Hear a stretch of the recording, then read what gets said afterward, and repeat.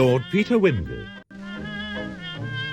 Starring Ian Carmichael as Lord Peter, with Carleton Hobbs as the judge, Charlotte Mitchell as the Dowager Duchess, and Anne Bell as Harriet Vane. Strong Poison by Dorothy L Sayers. Adapted in 6 episodes by Chris Miller. I'm terribly afraid, Peter, that we are going to be too late to obtain seats. Now, don't worry about that, Mother. Old Parker Bird has reserved some for us, and Freddy Arbuthnot has promised to keep him warm till we arrive. Freddy, what's his interest in this trial? Just curiosity, like everyone else. Murder is always fascinating, don't you know? And when it's a case of a young woman being accused of poisoning her lover, it becomes nothing short of sensational. Particularly when she admits to buying in large quantities of arsenic and produces such a dashed entertaining reason for doing so. What reason precisely, dear? Yes. Well, I don't want to spoil it for you, Mother. The judge is summing up today, so he'll be going through all the evidence. Incidentally, the case against the prisoner will be very convincing and watertight. The judge will be beastly hostile, and the jury will undoubtedly convict. Very well, dear. But one thing I can tell you for certain, Mother. Harriet Vane did not murder Philip Boyes. Just as you say, dear.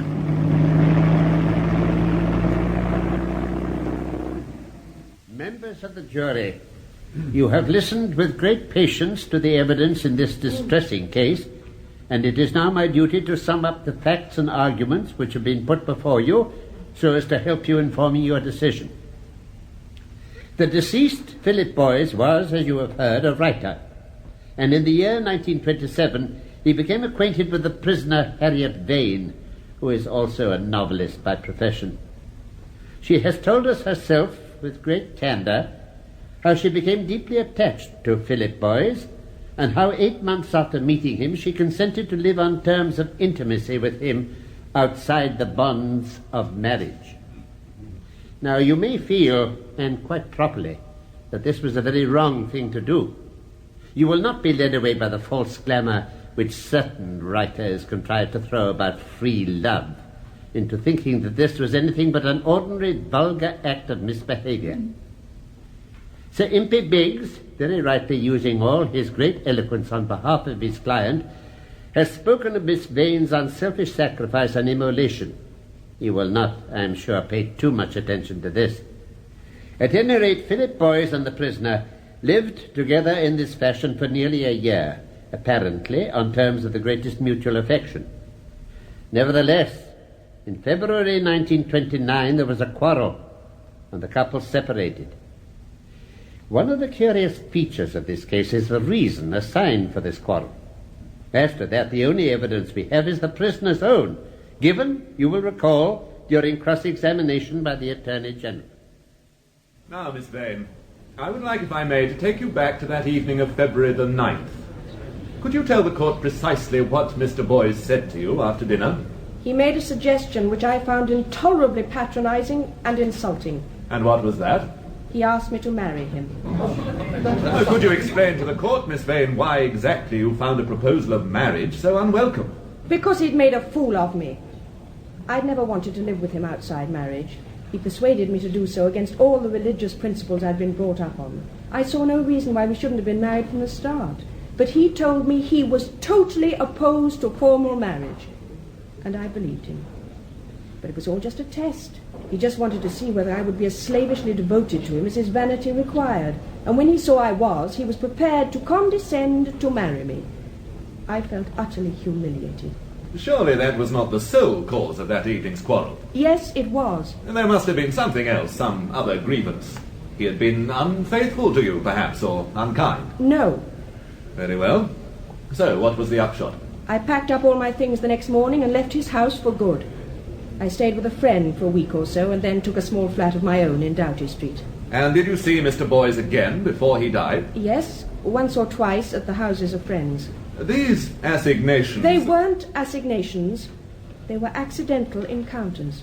Very well, these accidental encounters. Various prosecution witnesses have testified that there were at least 3 such. One at the end of March, another in the second week of April, and a third sometime in May. Is that correct? They were informal gatherings, so I cannot swear to the dates, but I believe that is substantially correct, yes.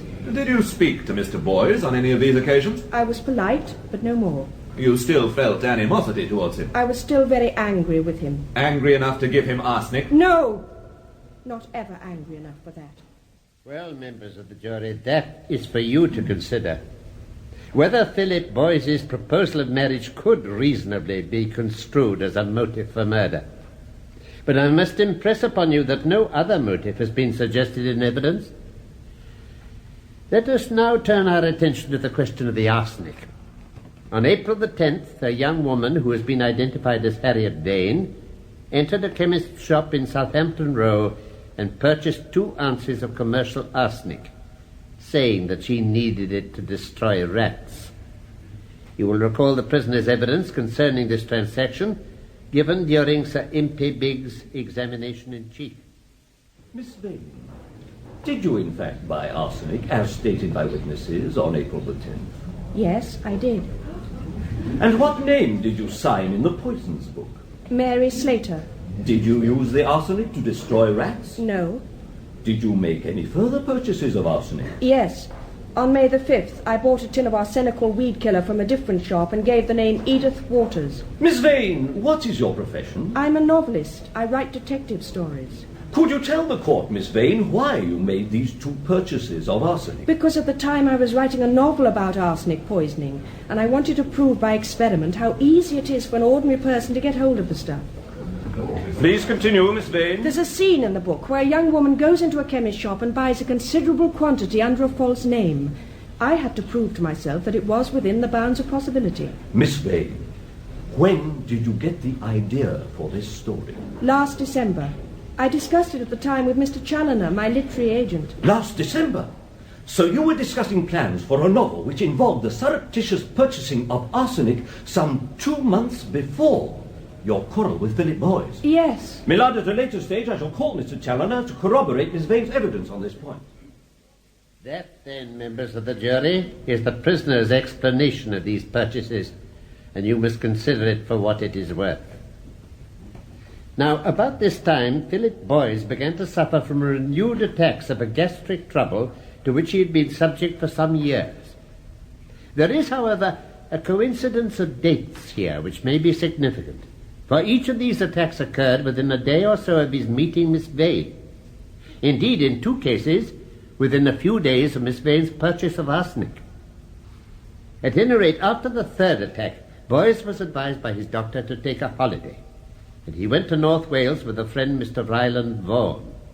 According to Mr. Vaughan, Philip Boyce's health improved dramatically there, but he continued to fret about Harriet Vane. On June the 16th, he wrote to her, saying he would be back in town on the 20th and would like to see her to attempt a reconciliation. Miss Vane replied in a cold, almost hostile note that he could come round at 9:30 p.m. on the 20th if he wished, but she had no intention of changing her mind. Nevertheless, Philip Boyce came back to town on the afternoon of the 20th.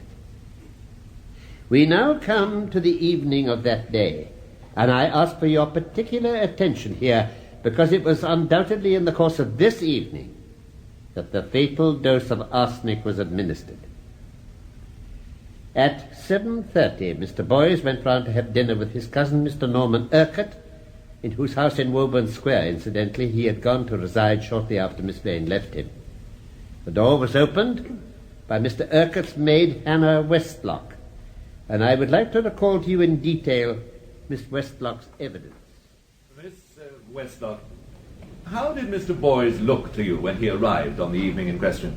Oh, he looked very well, sir. Fitter than I'd seen him for months. Can you tell the court where he went when he entered the house? Yes, sir. He went straight up to his room, and about a quarter of an hour later he came down to the library for sherry. Was Mr. Urquhart in the library then? No, sir. He came in almost immediately after. Carry on, Miss Westlock. Who poured the sherry? I did, sir. I decanted a fresh bottle on the master's orders and poured the gentlemen out a glass each. They wasn't long about it and came into dinner shortly. And where were you throughout dinner? In the dining room, sir. Master likes me to be in attendance the whole time. Very dignified custom. Could you now tell the court, Miss Westlock, what the gentlemen ate that evening? Well, sir, they had clear soup, sir, followed by turbot with sauce, and then casserole chicken, sir, and finally a sweet omelette. Did they finish all these dishes? No, sir. The first 3 courses came back to the kitchen, and Mrs. Pettican, that's the cook, and we finished them off for our supper. And did you feel any ill effects after the meal? No, sir. Tell us about the sweet omelette, Miss Westlock.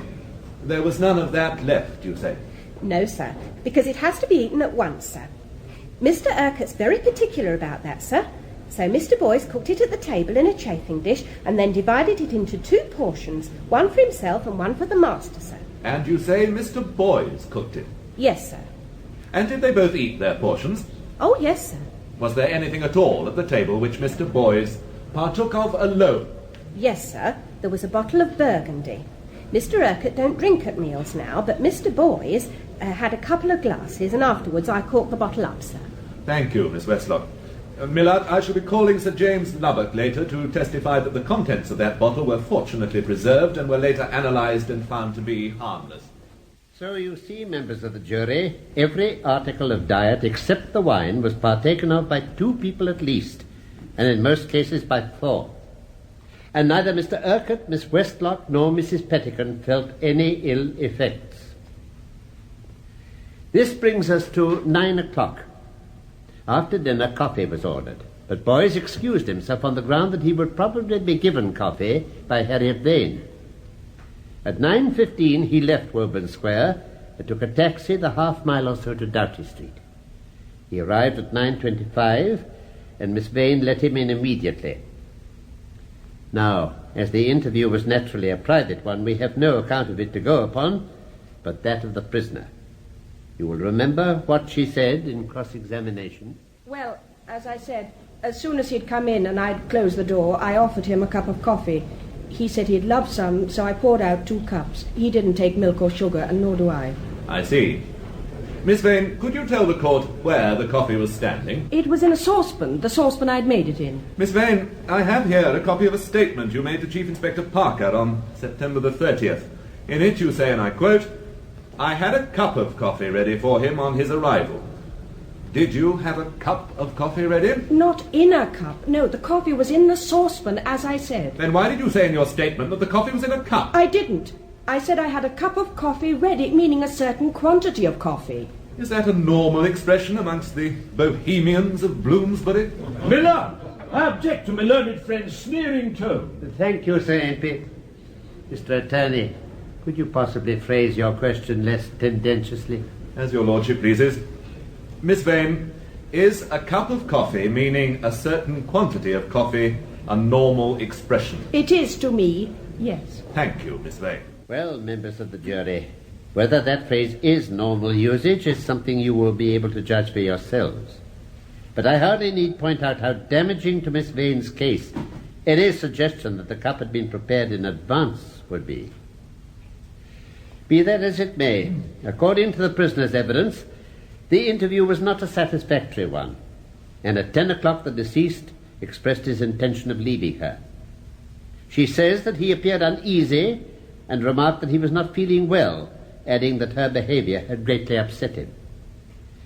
At 10 minutes past 10, that is a full 10 minutes later, and I would like you to make a particular note of that, the taxi driver Burke, who was standing on the rank in Guildford Street, was approached by Philip Boyce and told to take him to Woburn Square.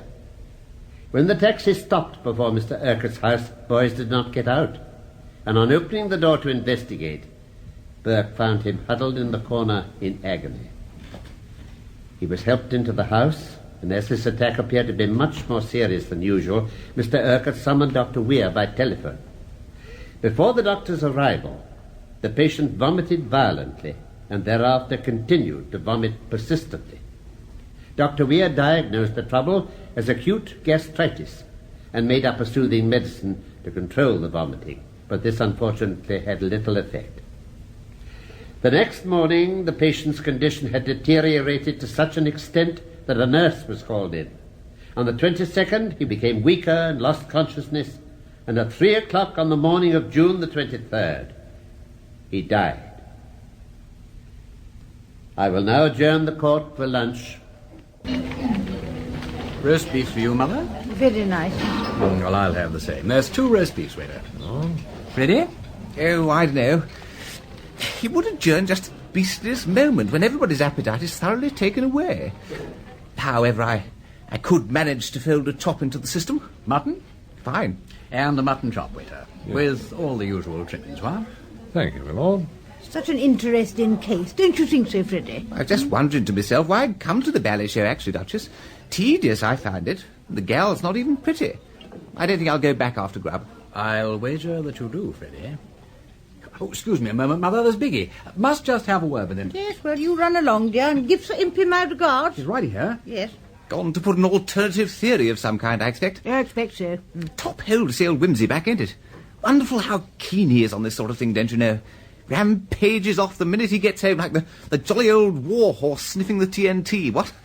Regularly up to his eyes in it. Yes, well, you see, it's one of Chief Inspector Parker's cases, and they're such great friends, you know, quite like David and Beersheba. Or do I mean Daniel? What the jury make of it, though, I don't know, with faces like hams, most of them, except the one who looks like an artist, and he wouldn't have any features at all if it wasn't for that dreadful tie on his beard, looking like Christ.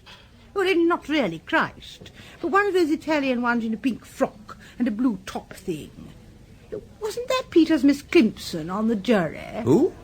Miss Climpson, the elderly spinster who looks as if she stepped out of a magazine of the 90s. Oh, yes. Ain't she the one who runs that comic charity stunt of Wimsey's for him? Oh, yes, yes. Such a good thing, too, answering all those shady advertisements and then getting the people shown up.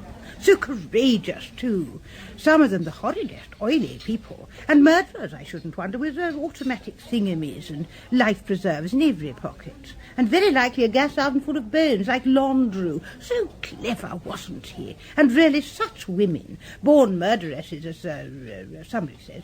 Quite pig-faced, but not, of course, deserving it. And possibly the photographer don't do them justice, poor things. Ah, he has Peter. I'm frightfully sorry to disappear like that, Mater, but I had to say a word to Biggie. He's having a rotten time. And that old Jeffries of a judge looks as though he was getting measured for the black cap. Confound the fellow for not reading out that letter again. What letter, Wimsey? The one Boys wrote to Miss Vane from North Wales. Biggie made a lot of it in his closing speech yesterday. It was full of self-pity. Life is an utter mess-up. I can't stick it out here any longer. If I can't make you see this thing in the right perspective this time, I'll chuck it for good. I decided to cut adrift and take a trip out west. That sort of thing, you know. Biggie argued that it strongly suggested Boys was thinking of suicide. Yes, but if it was suicide, when did he take the arsenic, dear? Well, what about those 10 minutes between leaving Miss Vane and hiring the cab? If he'd taken it in liquid form, he'd have been getting the jolly old symptoms in a quarter of an hour. You've been reading up the subject, Peter. Yes. Dangerous to know too much about poisons, what? Look at the trouble it landed Miss Vane in. Be thou as chaste as ice, as pure as snow, thou shalt not escape the Old Bailey. Well, the young woman doesn't seem to have tried that recipe, does she? You ought to be on the jury, Freddy. I bet that's what they're all saying at this moment. I'm convinced that foreman is a teetotaler. I saw ginger beer going into the jury room. I only hope it explodes and blows his inside through the top of his skull. All right, I understand. What you want is a drink. Now, where's that wine waiter? Ah, waiter! Members of the jury, Philip Boys died at 3 a.m. on the 23rd of June this year. Dr. Weir issued a death certificate stating that the cause of death was acute gastritis, and the funeral took place on the 28th of the same month. Up to this time, of course, no suspicion of any kind had been aroused. However, during the month of August, the nurse who had been called in 2 days before Boys died, Nurse Williams, went to look after another friend of Ryland Vaughan's. Mr. Vaughan, you recall, was the gentleman who accompanied Boys to North Wales. Rather indiscreetly, you may think, Nurse Williams spoke about Philip Boys to her new patient, saying that in her opinion his illness had looked very much like poisoning, and even mentioning the word arsenic. This quickly got to the ears of Mr. Vaughan. Now, Mr. Vaughan had been greatly distressed and surprised by Philip Boys's death after his immense improvement on holiday.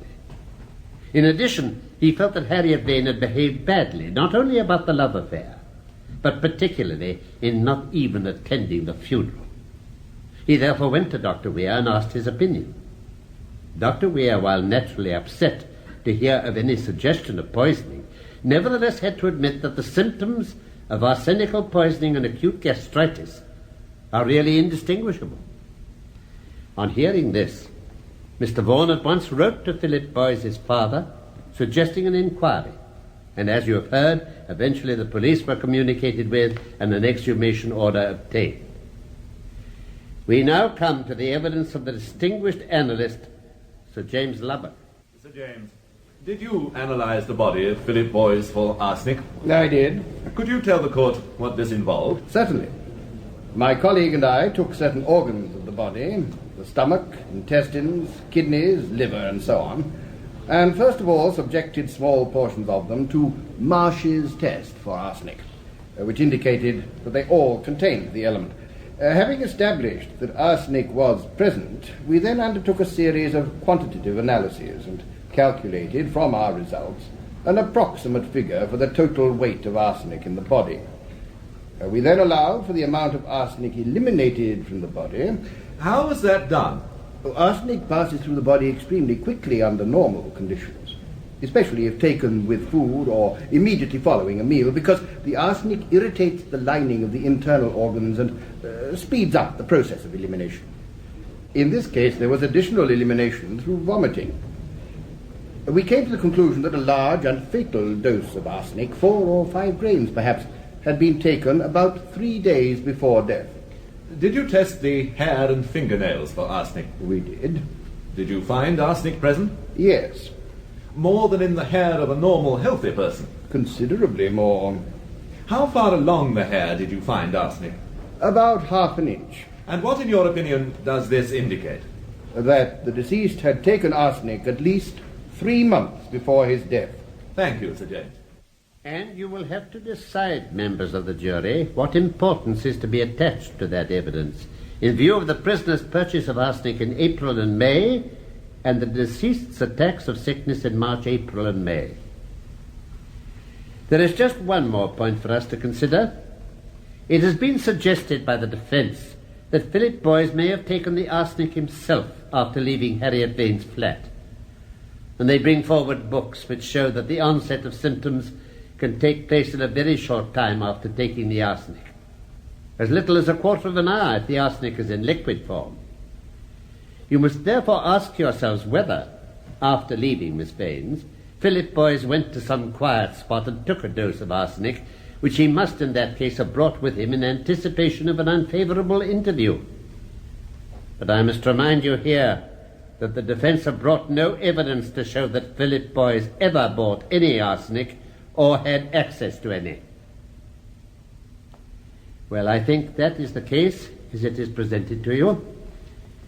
This woman is charged with having murdered her former lover by arsenic.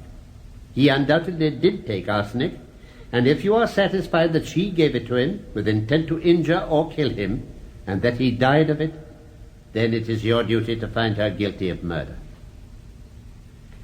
Sir Impey Biggs, in his able and eloquent speech, has put it to you that she had very little motive for such a murder.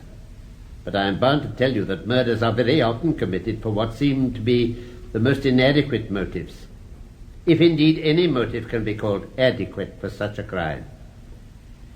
The prisoner had the means, the arsenic, the expert knowledge, and the opportunity to administer it.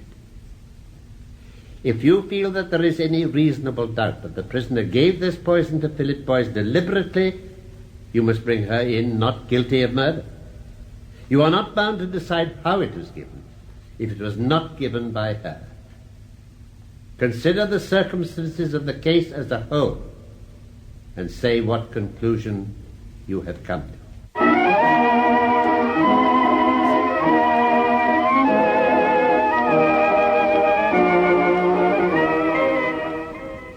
Well, glad you stayed, Freddy? Not really. But I suppose I may as well wait for the verdict now. They can't be long. You think it's all cut and dried, do you? Well, it's obvious, ain't it? I suppose they can't in decency not make a pretence of consulting about it. I'm giving them 20 minutes. It's all wrong, you know, old man. All wrong? We don't really mean that, Wimsey. I do. But I mean, dash it, where's the flaw in it? There isn't one. It's damnably knife-proof. There's nothing wrong about it at all. Except that the girl's innocent. You're turning into a common or garden psychologist. Isn't he, Duchess? Oh, I wish I had known that girl. So interesting. A really remarkable face. Though perhaps not strictly good-looking, and all the more interesting for that, because good-looking people are so often cows. I read one of her books recently, really quite good and so well written. And I didn't guess the murderer till page 200, rather clever, because I usually do about page 15.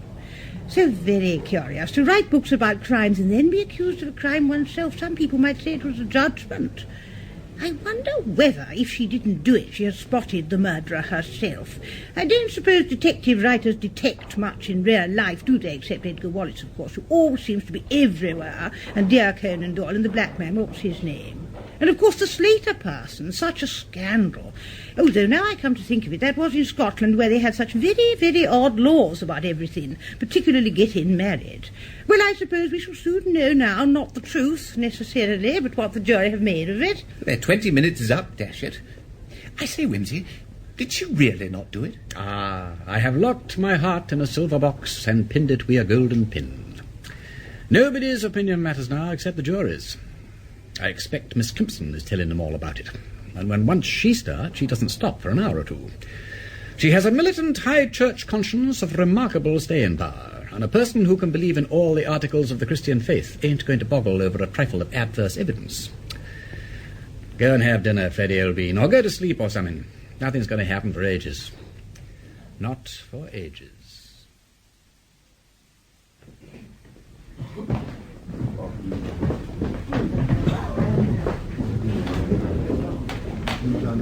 Wake up, Freddy.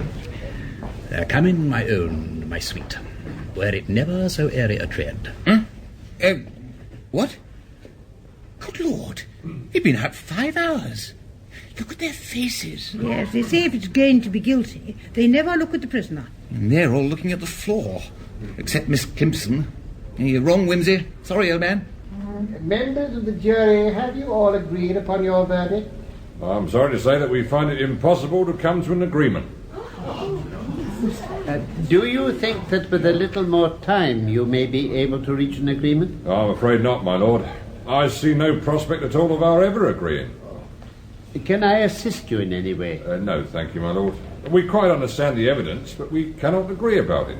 You're quite sure? I do not wish to hurry you in any way. I'm quite prepared to wait here as long as you like. We shall never agree, my lord. Not if we was to stay here till doomsday. That is very unfortunate. But in that case, of course, there is nothing for it but to discharge you and order a fresh trial. Oh, good old Miss Climpson. She's done it. Oh, good egg. Excellent, excellent egg. We've got another chance.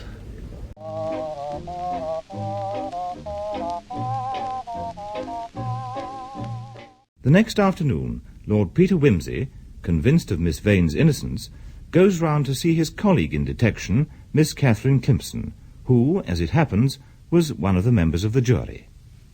Well, it was me that caused the trouble mostly, I'm afraid, Lord Peter. I simply couldn't in conscience say she had done it when I was sure that she hadn't. Now could I? Even when the evidence against her was so strong. But two of the others most bravely backed me up later. Which two were they, Miss Climpson, if you don't mind my asking? The stout, prosperous-looking woman and the artist with the beard. Ah, yes, I'm not surprised about him. At least he understood the kind of life Miss Vane and boys have been living. The Bohemians of Bloomsbury, as the Attorney General called them. But what made the stout party resist the weight of the evidence? Well, first of all, she didn't think the case was proven. She maintained the poor man could have taken the arsenic himself, or his cousin could have given it to him. Then she said she thought Miss Vane might have done it, but she wouldn't really hang a dog on medical evidence.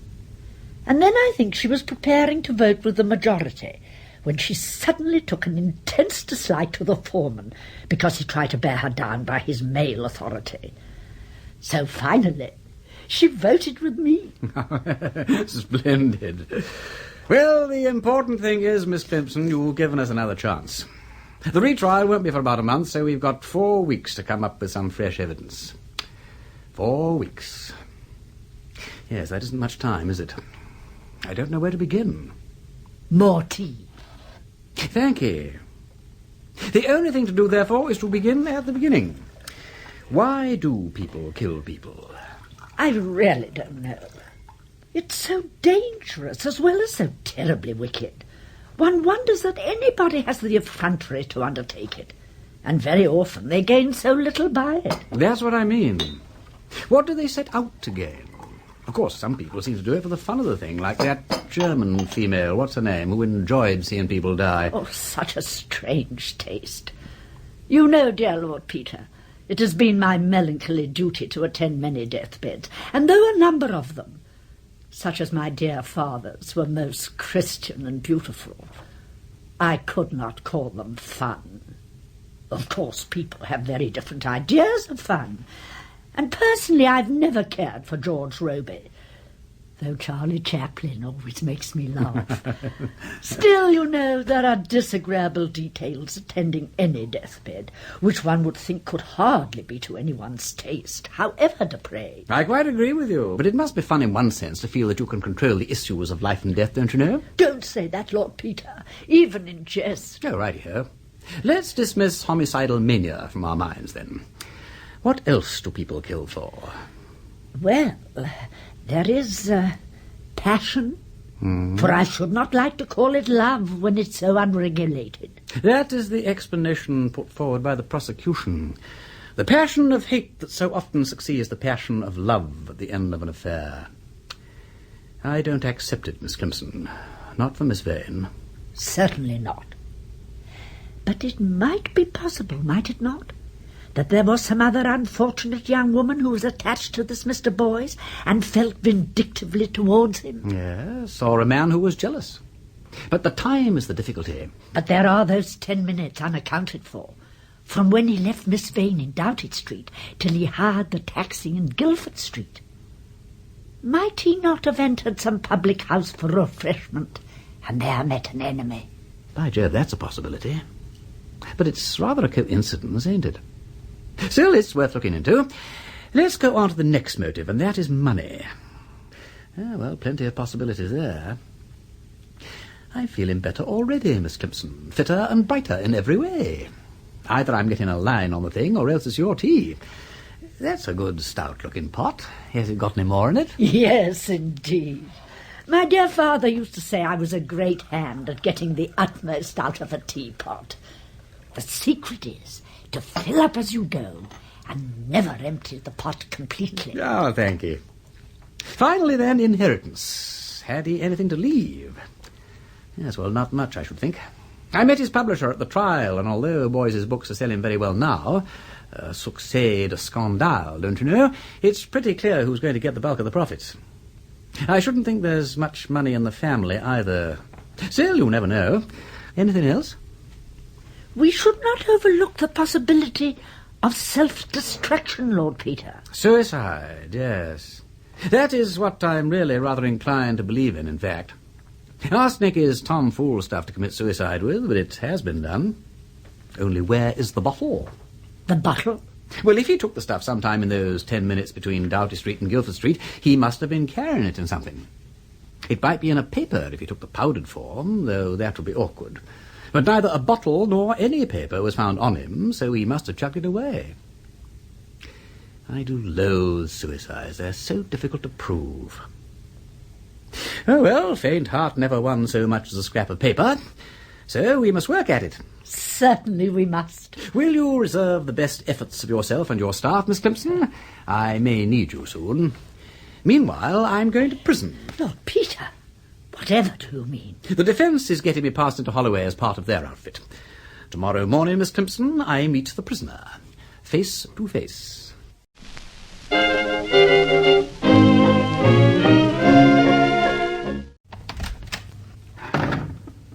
Good morning, Miss Vane. Good morning. Please, sit down. You're Lord Peter Wimsey, I believe, and have come from my solicitor. Yes.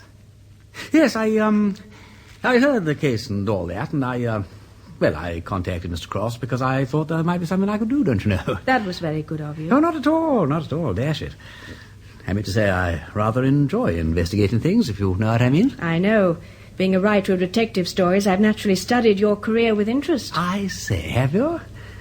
Well, that's rather a good thing in a way, because you'll understand that I'm not really such an ass as I'm looking at present. You're not looking an ass. I'm really very grateful to you, though I'm afraid I'm rather a hopeless case. Now, don't say that. It can't be hopeless unless you actually did it, and I know you didn't. Well, I didn't, as a matter of fact. Well, of course not. You don't happen to know who did, do you?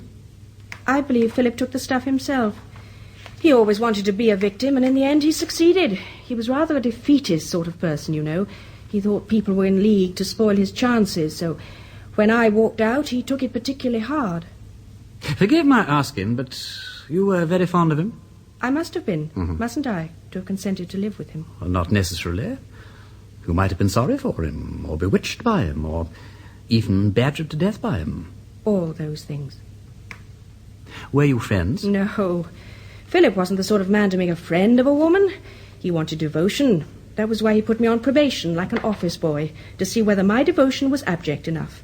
And when he thought it was, he condescended to say he'd marry me. Oh, I didn't like having matrimony offered as a bad conduct prize. I don't blame you. It sounds to me as if the fellow's a prig, not to say a bit of a cad. It was humiliating. The minute I saw that, well, the whole thing simply shut down. Flop. Yes, I can quite see that. Well, I'm glad you feel like that about it. Why? Well, simply that when all this is over, I want to marry you. If you can put up with me and all that. Oh, are you another of them? That makes 47. 47 what? Proposals. They come in by every post. I suppose there are a lot of imbeciles who want to marry anybody who's at all notorious. Oh, dear me, that makes it very awkward. As a matter of fact, you know, I don't need any notoriety. It's no treat to me. Perhaps I'd better not mention it again.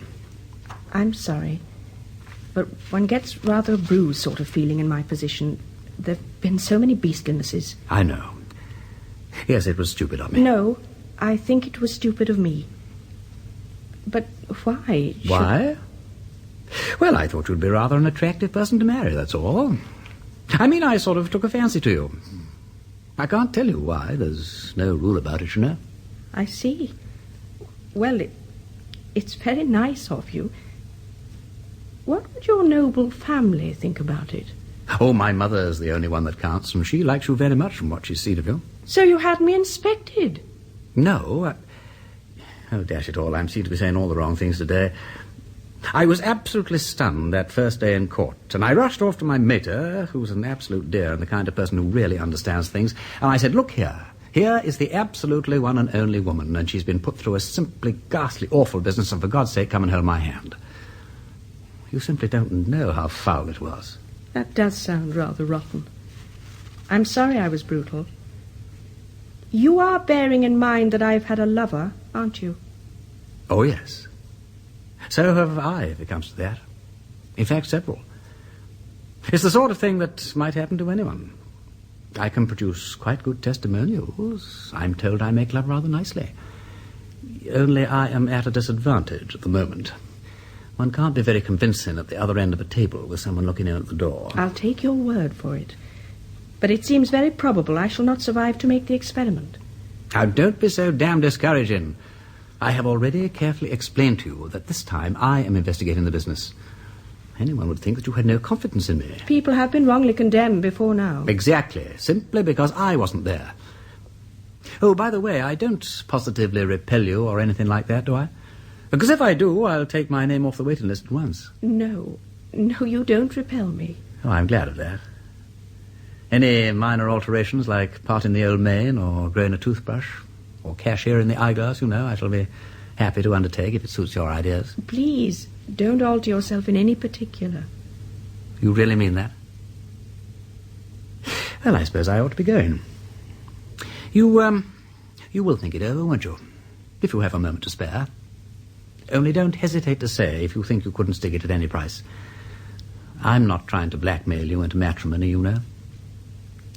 Well, cheer, frightfully ho and all that. I shall now proceed to Scotland Yard in order to undermine the confidence of my old friend Chief Inspector Parker. I'll call again, if I may. I'll give the footman orders to admit you. You will always find me at home.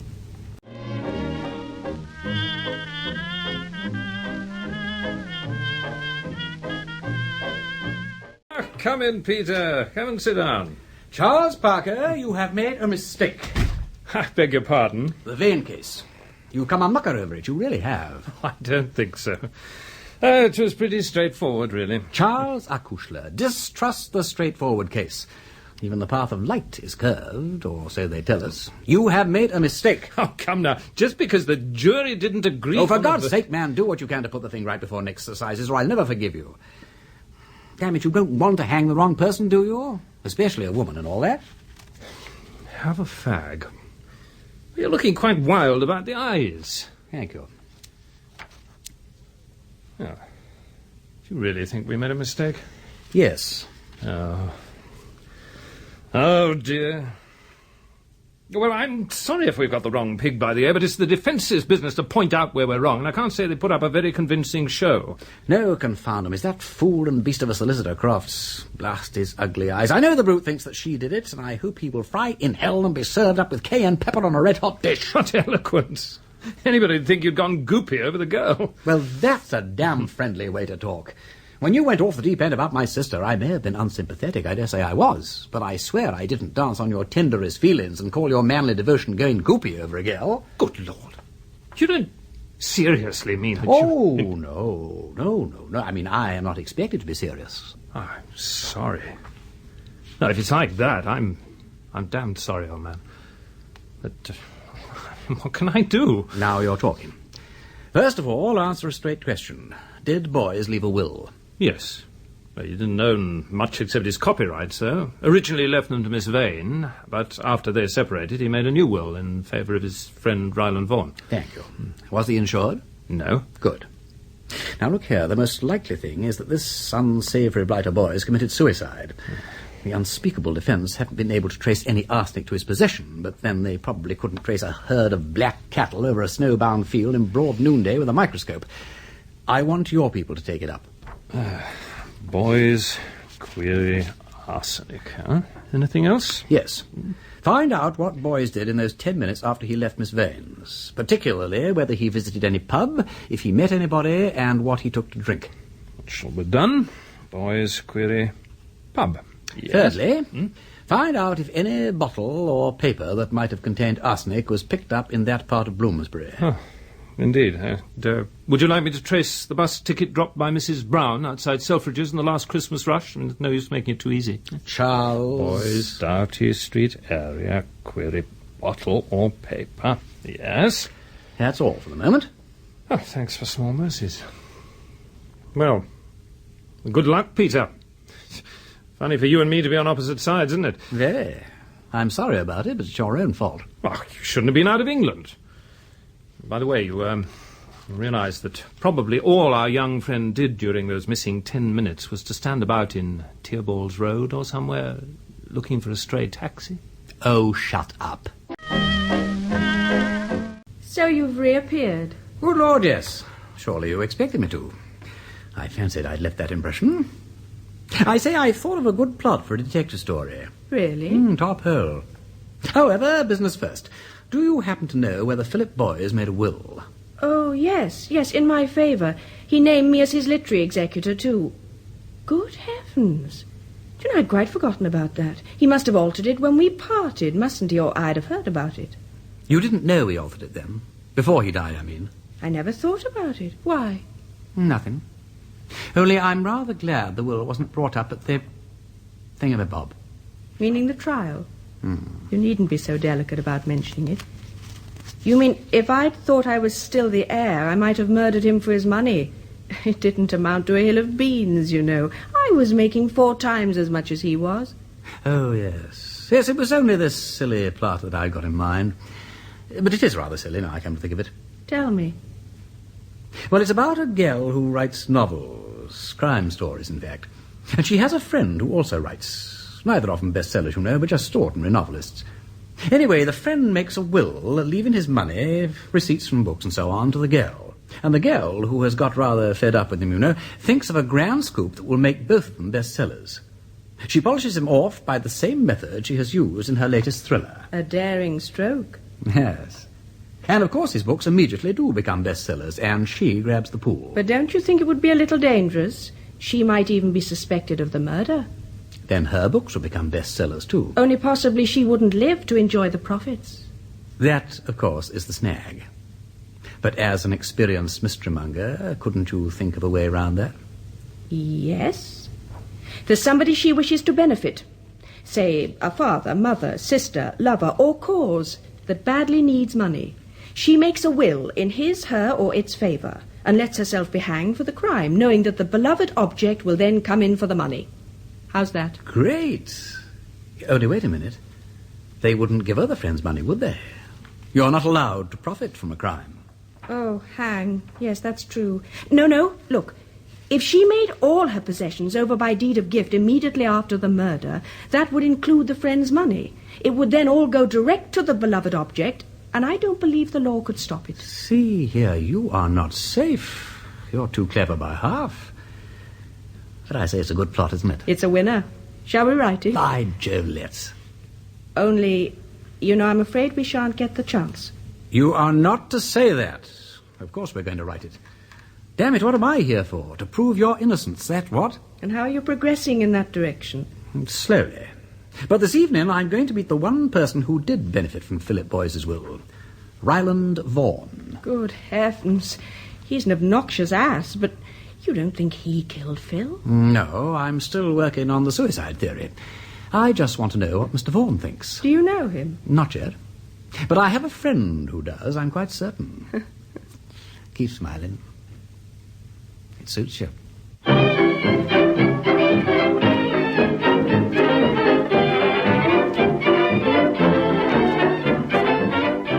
Putting you through. Hello? Hello, Marjorie. Yes? Marjorie, this is Peter Wimsey. How goes it? Oh, fine, thanks. Glad to hear your melodious voice again. What can I do for the Lord High Investigator? Do you know one Vaughan who's mixed up in the Philip Boyce murder mystery? Oh, Peter, are you on to that? How gorgeous. Which side are you taking? For the defence. Hooray! Why this pomp of jubilee? Oh, well, it's much more exciting and difficult, isn't it? Yes, well, I'm afraid it is. Do you know Miss Vane, by the way? Certainly. Like her? Yes. Like him? Boys, I mean. Never stirred a heartbeat. And what's Vaughan? Oh, hanger-on, house dog.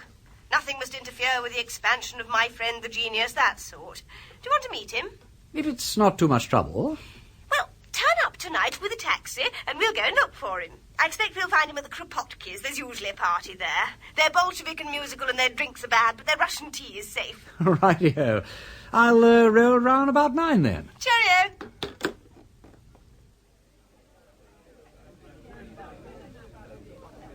Here's Peter. Peter, this is Nina Kropotki. So pleased. Sit down. Thank you. Vanya will get you something to drink. Oh, this is beautiful, yes? That is Stanislav. Such a genius. His new tone poem on the Piccadilly tube station. Great, n'est-ce pas? 5 days he was continually travelling upon the escalator to absorb the tone values. Colossal. So, you think? Ah, you can appreciate. It is the soul of rebellion in the crowd, the clash, the revolt at the heart of the machinery. It gives the bourgeois something to think of. Oh, yes. Of course, you understand it is really for the big orchestra. On just piano and violin, it is nothing. It needs the brass, the effects, the timpani. Brrr, so...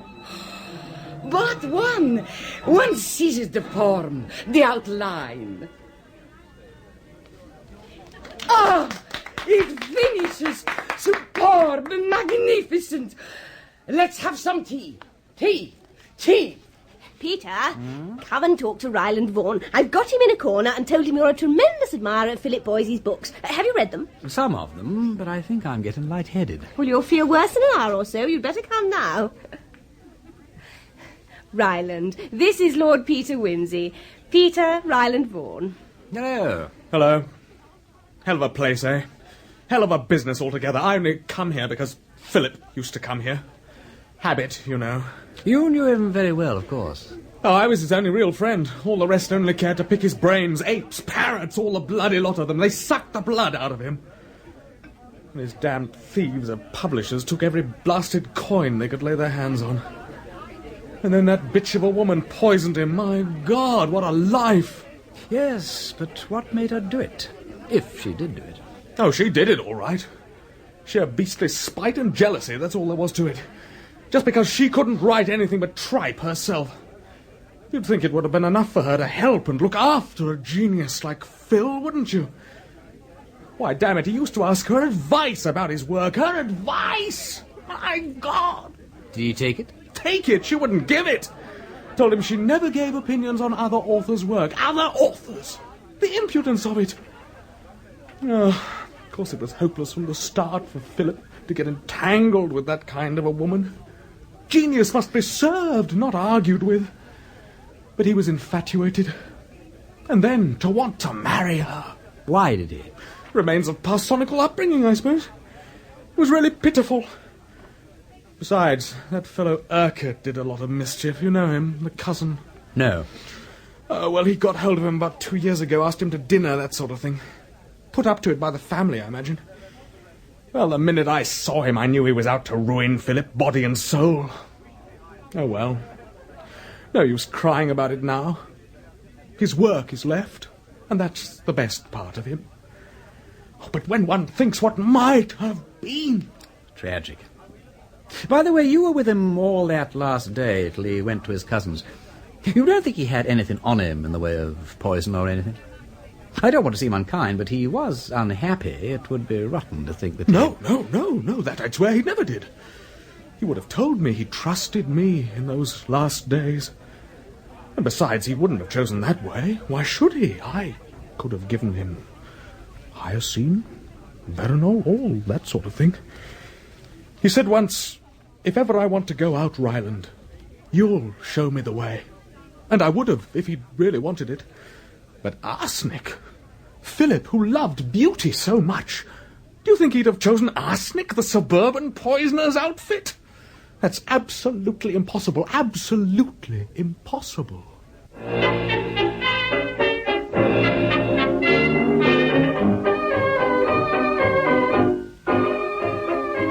And I think he's right. Do you? Why? He doesn't fit in with the picture of the man I'm building up. He really had too high an opinion of himself, don't you know? I don't think he'd have willfully deprived the world of the privilege of reading his books. Oh, I'm sorry, I'm being beastly sarcastic. I'm afraid I'm letting my emotions cloud my judgment. The fact is, I am most damnably jealous of the fellow. I oughtn't to be, but I am. That's just it. And you always would be. But look here, if you married me, I shouldn't be jealous, because then I should know you really liked me and all that. You think you wouldn't be, but you would. Should I? Oh, surely not. It's just the same as if I married a widow. Are all second husbands jealous? I don't know. But it's not quite the same. You'd never really trust me, and we would be wretched. You wouldn't give me a square deal. No man ever does. Never? Well, hardly ever. Well, that would be rotten. Of course, if I turned out to be that sort of idiot, things would be pretty hopeless. I say, couldn't you manage to be a bit jealous of me in return? I wish you would, because it would prove you took a bit of interest in me. Shall I give you some details of my hideous past? Please don't. Why not? I don't want to know about all the other people. Don't you, by Jove? I think that's rather hopeful. I mean, if you just felt like a mother to me, you would be anxious to be helpful and understanding. I loathe being helped and understood. And after all, there was nothing in any of them. Except Barbara, of course. Who was Barbara? Oh, girl. I owe her quite a lot, really. When she married the other fellow, I took up sleuthing as a cure for wounded feelings, and it's really been great fun taking it all in all. I even took a special course in Aristotelian logic for her sake. Good gracious. For the pleasure of repeating Barbara Celerent Darii Ferio Baraliptum. Types of syllogism, don't you know? Ah. There was a kind of mysterious romantic lilt about the thing which was somehow expressive of passion. Many a moonlight night have I murmured it to the nightingales which haunt the gardens of St. John's. Though, of course, I was a Balliol man myself, but the buildings are adjacent. If anybody ever marries you, it'll be for the pleasure of hearing you talk piffle. A humiliating reason, but better than no reason at all. I used to piffle rather well myself, but it's got knocked out of me. You know, I was really meant to be a cheerful person. All this gloom and suspicion isn't the real me. But I've lost my nerve somehow. No wonder, poor kid. But you'll get over it. Just keep on smiling and leave it to Uncle Peter. I admit the suicide in a Bloomsbury pub theory ain't looking so strong, but I'm now going to start investigating the cousin, the sleek Mr. Urquhart. I know the prosecution proved beyond cavil that everything boys ate at dinner that evening he ate too, but personally I'd like to hear it straight from the horse's mouth. Yes? A telephone message, my lord, from Scotland Yard. Oh, thank you.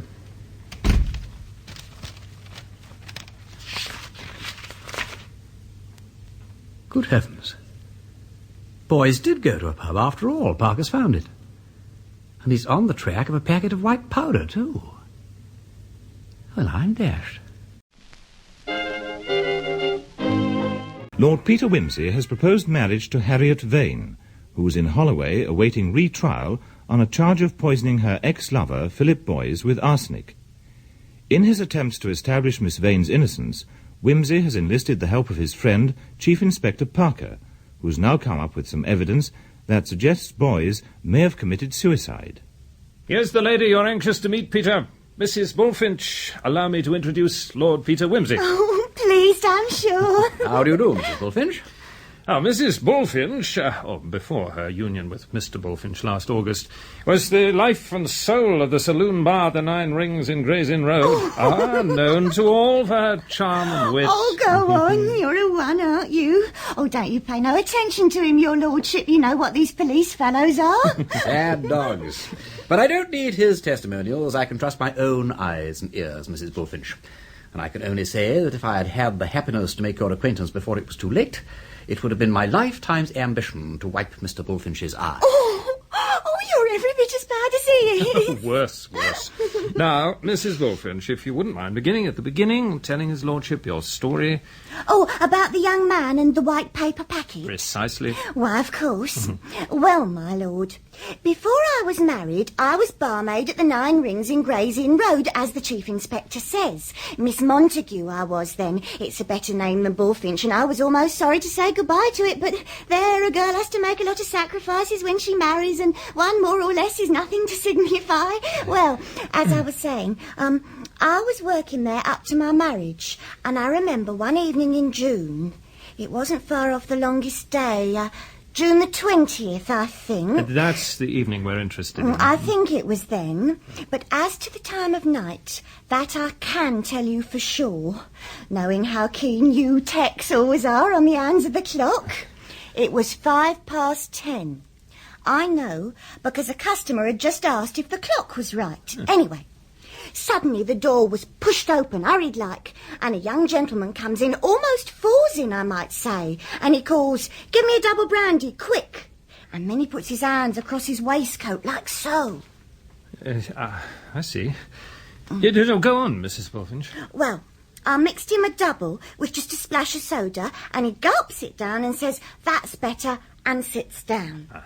Presently, he asked me for a glass of water, and I fetched it to him, and he says, "Sorry if I've frightened you, but I've just had a bad shock and it must have gone to my inside. I'm subject to gastric trouble," he says, "and any worry or shock always affects my stomach." That would have been his interview with Miss Vane, Charles. She said it was pretty acrimonious. Just so. Now, then what happened, Mrs. Bullfinch? Well, then he takes out this white paper packet with some powder in it, and he says, "Perhaps this will stop it," he says. And he drops the powder into the glass of water and stirs it up with a fountain pen and drinks it off. Did it fizz or anything? No, it was just a plain powder, and it took a bit of time to mix. He drank it off, and then he says, "Thanks very much, I'd better go home now in case it takes me again." And he raised his hat, he was quite the gentleman, and off he goes. How much powder do you think he put in? Oh, a good dollop. Near a dessert spoonful it must have been. And what happened to the packet? There you are. We just got the last customer out when I see something white on the seat. I picked it up and see it was the paper packet. Just one of them chemist packets, you know, with the ends turned up and a label stuck across, but there wasn't any of the label left. Anyway, I was going to chuck it on the fire, and then I thought, no, the gentleman might come back for it. So I stuck it up on the shelf behind the bar and never thought about it again till your policeman came round about it yesterday. We searched the place for it, but can't find it, of course. However, if we do, Mrs. Bullfinch, we may ask you to come in and identify it. Well, you know where to find me, Chief Inspector. Yes. Anything else now? No, thank you, Mrs. Bullfinch. Thank you very much for coming down here. Oh, don't mention it. Goodbye, then, my lord. Goodbye, Mrs. Bullfinch, and thank you. Whoopee! We will beat you yet, Mr. Chief Inspector Parker. I hope you do, old man. If that packet's found and shown to have contained arsenic, nobody will be happier than I. But I don't think there's much chance of that, do you? And if the packet isn't found, well, Mrs. Bullfinch's evidence might persuade the jury to give Miss Vane the benefit of the doubt. But it will hardly establish her innocence. You're quite right, Charles, and that won't do. I want to see Miss Vane absolutely cleared, and the blame, if there is any, fixed in the right quarter. And that means hard evidence. Precisely. Well, if you do find out anything which really proves that we've been on the wrong track, you'll let us know, won't you? We don't want to make large and ignominious public mistakes. If Philip Boyce did kill himself, why did he do it? That's the question we must answer. I don't believe it was because he was heartbroken after Miss Vane left him. I don't even believe his interview with her that evening had anything to do with it. He had something else on his mind. Money problems, perhaps. Norman Urquhart. The cousin? Yes. Boys lived in his house for some time, and they dined together on the night in question. If anything was troubling Boys, he might have mentioned it then. That's true. I think I'll go and see Mr. Urquhart at his office. He's a solicitor, isn't he? Yes, in Bedford Row. Yes, I'll pop along tomorrow, and at the same time I think I'll put a spy into his domestic establishment, just to pick up any gossip, don't you know. And I think I know the very man for the job.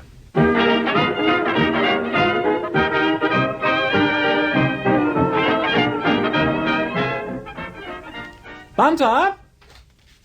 My lord? Bunter, do you feel at your brightest and most truly fascinating? Does a livelier iris, winter weather notwithstanding, shine upon the burnished Bunter? Have you got that sort of conquering feeling, the Don Juan touch, so to speak? My lord? You have a good, upstanding, impressive figure, if I may say so. A bold and roving eye when off duty, a ready tongue, and I am persuaded you have a way with you. What more should any cook or parlour-maid want? I am always happy to exert myself to the best of my capacity in your lordship's service. I am aware of it, Bunter. Morning by morning, my coffee is brought, my bath is prepared, my razor laid out, my ties and socks sorted, and my bacon and eggs brought to me in a lordly dish. No matter. This time I demand a more perilous devotion. Perilous for us both, my Bunter. For if you were to be carried away, a helpless martyr to matrimony... Who is the party, my lord? There are two of them. Two ladies lived in a bower, Binnery, oh, Binnery. They are part of the establishment at Mr. Norman Urquhart's house in Woburn Square. The parlour-maid is one Hannah Westlock, a woman in her 30s, I fancy, and not ill-favoured. The other is the cook, a fine woman, Bunter, on the mature side, but none the worse for that. Certainly not, my lord. If I may say so, the woman of ripe years and queenly figure is frequently more susceptible to delicate attentions than the giddy and thoughtless young beauty. True. Let us suppose, Bunter, that you were to be the bearer of a courteous missive to Mr. Urquhart. Could you, in the short space of time at your disposal, insinuate yourself, snake-like, as it were, into the bosom of the household? If you desire it, my lord, I will insinuate myself to your lordship's satisfaction. Noble fellow. In case of any action for breach of promise or any consequence of that description, the charges will, of course, be borne by the management. I am obliged to your lordship.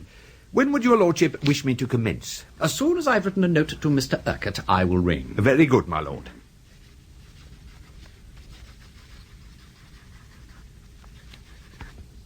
Bunter, I have a sensation of being hovered over, and I don't like it. It is unusual, and it unnerves me. I implore you not to hover.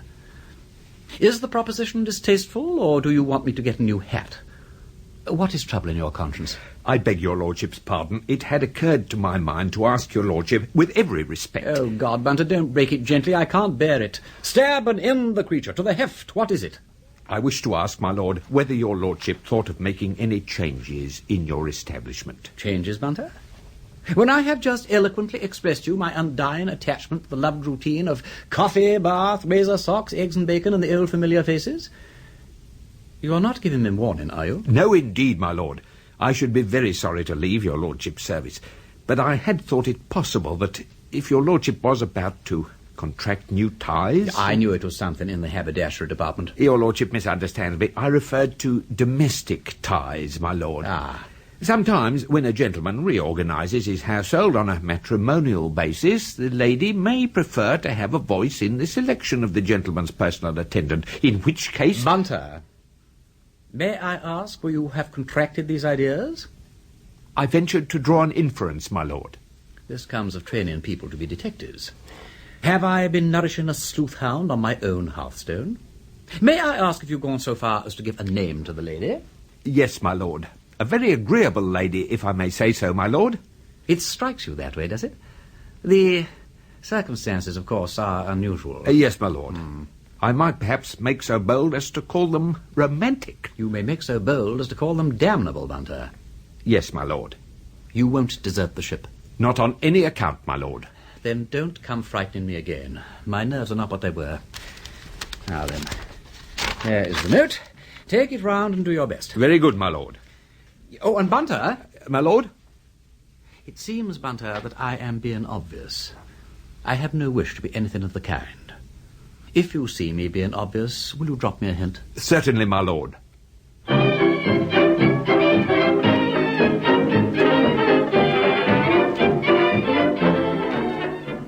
Have another crumpet, do, Mr. Bunter. More tea won't be a moment. Thank you, Miss Westlock. You were saying, Mrs. Pettican? Oh, just what a dreadful, wicked woman she must have been, that Harriet Vane. A torturing of the poor soul in that long-winded way. Bashing on the head or the hasty use of a carving knife when roused, I can understand. But the horrors of slow poisoning is the work of a fiend in human form, in my opinion. Fiend is the only word. I quite agree. And the wickedness of it, Mr. Bunter, quite apart from the causing of a painful death to a fellow being. Why, it's only the mercy of Providence we weren't all brought under suspicion. But you had no difficulty in proving that it hadn't happened in this house, surely? Miss Westlock gave her evidence so beautiful at the trial, I'm sure she made it clear as clear could be to the jury. Well, I was never one to be shy. And then, what with going through it all so careful with the master, and then with the police, I knew what the questions would be and was prepared, as you might say. I wonder you could speak so exactly to every little detail all that time ago. Well, you see, Mr. Bunter, the very morning after Mr. Boys was took ill, Master comes down to us and he says, "I'm afraid Mr. Boys is very sick," he says. "He thinks he must have ate something as disagreed with him," he says, "and perhaps it might have been the chicken. So I want you and Cook," he says, "to run through with me everything we had for dinner last night to see if we can think what it could have been." "Well, sir," I said, "I don't see that Mr. Boys could have ate anything unwholesome here. For Cook and me had just the same, except the sweet omelette, sir, and we're as right as rain," I said. And I said the same. Such a plain, simple dinner as it was, too. No oysters, no mussels, no anything of that sort, as it's well known. Shellfish is poison to some people's stomachs. But a good strengthening drop of soup, and a bit of nice turbot, and a casserole chicken with turnips and carrots done in the gravy, and a jam omelette. Now, what could be lighter and better? Nothing, Mrs. Pettican. Mr. Boys made the omelette himself that night, didn't he? At the table. He did, yes. And well I remember it. For Mr. Urquhart asked particular after the eggs. Was they new laid? And I reminded him they was some he brought in himself that afternoon from that shop on the corner of Lamb's Conduit Street, and that one of them was a little cracked. And he'd said, "We'll use that in the omelette tonight, Hannah." And I brought out a clean bowl from the kitchen and put them straight in, the cracked one and 3 more besides, and never touched them again till I brought them to table. And both Mr. Boys and Mr. Urquhart partook of the omelette, of course. Oh, yes, heartily. And as for the chicken, Mr. Bunter, that was a little beauty. Oh, it seemed a shame to casserole it, but Mr. Urquhart's very partial to a casserole chicken.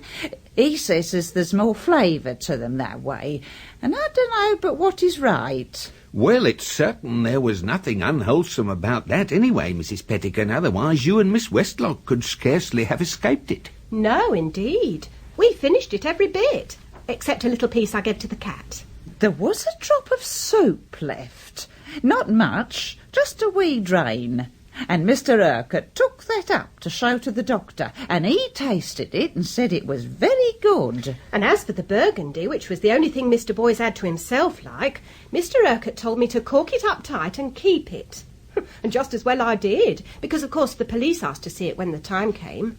It was very far-seeing of Mr. Urquhart to take such precautions when there wasn't any thought at the time but that the poor man died naturally. Yes. We put it down to him being a solicitor and knowing what ought to be done in case of sudden death.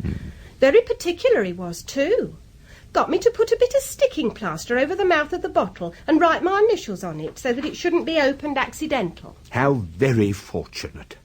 Many's the case his lordship has seen in which an innocent man has been brought near to the gallows for lack of a simple little precaution like that. And when I think how near Mr. Urquhart was to being away from home at the time, the thought fair gives me palpitations. Called away he was to that tiresome old woman what's always a-dying and never dies. Why, he was up there again only last week. Which old woman is that, Mrs. Pettican? Why, his great-aunt, Mrs. Rayburn, up in Windle. Rich as sneezes she is, by all accounts, and no good to nobody, for she's quite childish, so they say. A wicked old woman she was, too, in her day. Queen Victoria wouldn't never allow her to act before the royal family. She knew too much about her goings-on. An actress, was she? Oh, yes, and a very beautiful one, they say, though I can't rightly recollect what her stage name was. Oh, it was a queer one, I know. Hyde Park or Southern Gardens or something like that. Anyway, her other relations, Mr. Boyce's side of the family, they wouldn't have nothing to do with her, despite the money. Only Mr. Urquhart. And I don't suppose he wouldn't neither, only he's her solicitor, and it's his duty to do so. So I suppose he stands to gain something when she pegs out, eh? That's as maybe. He's not a talker.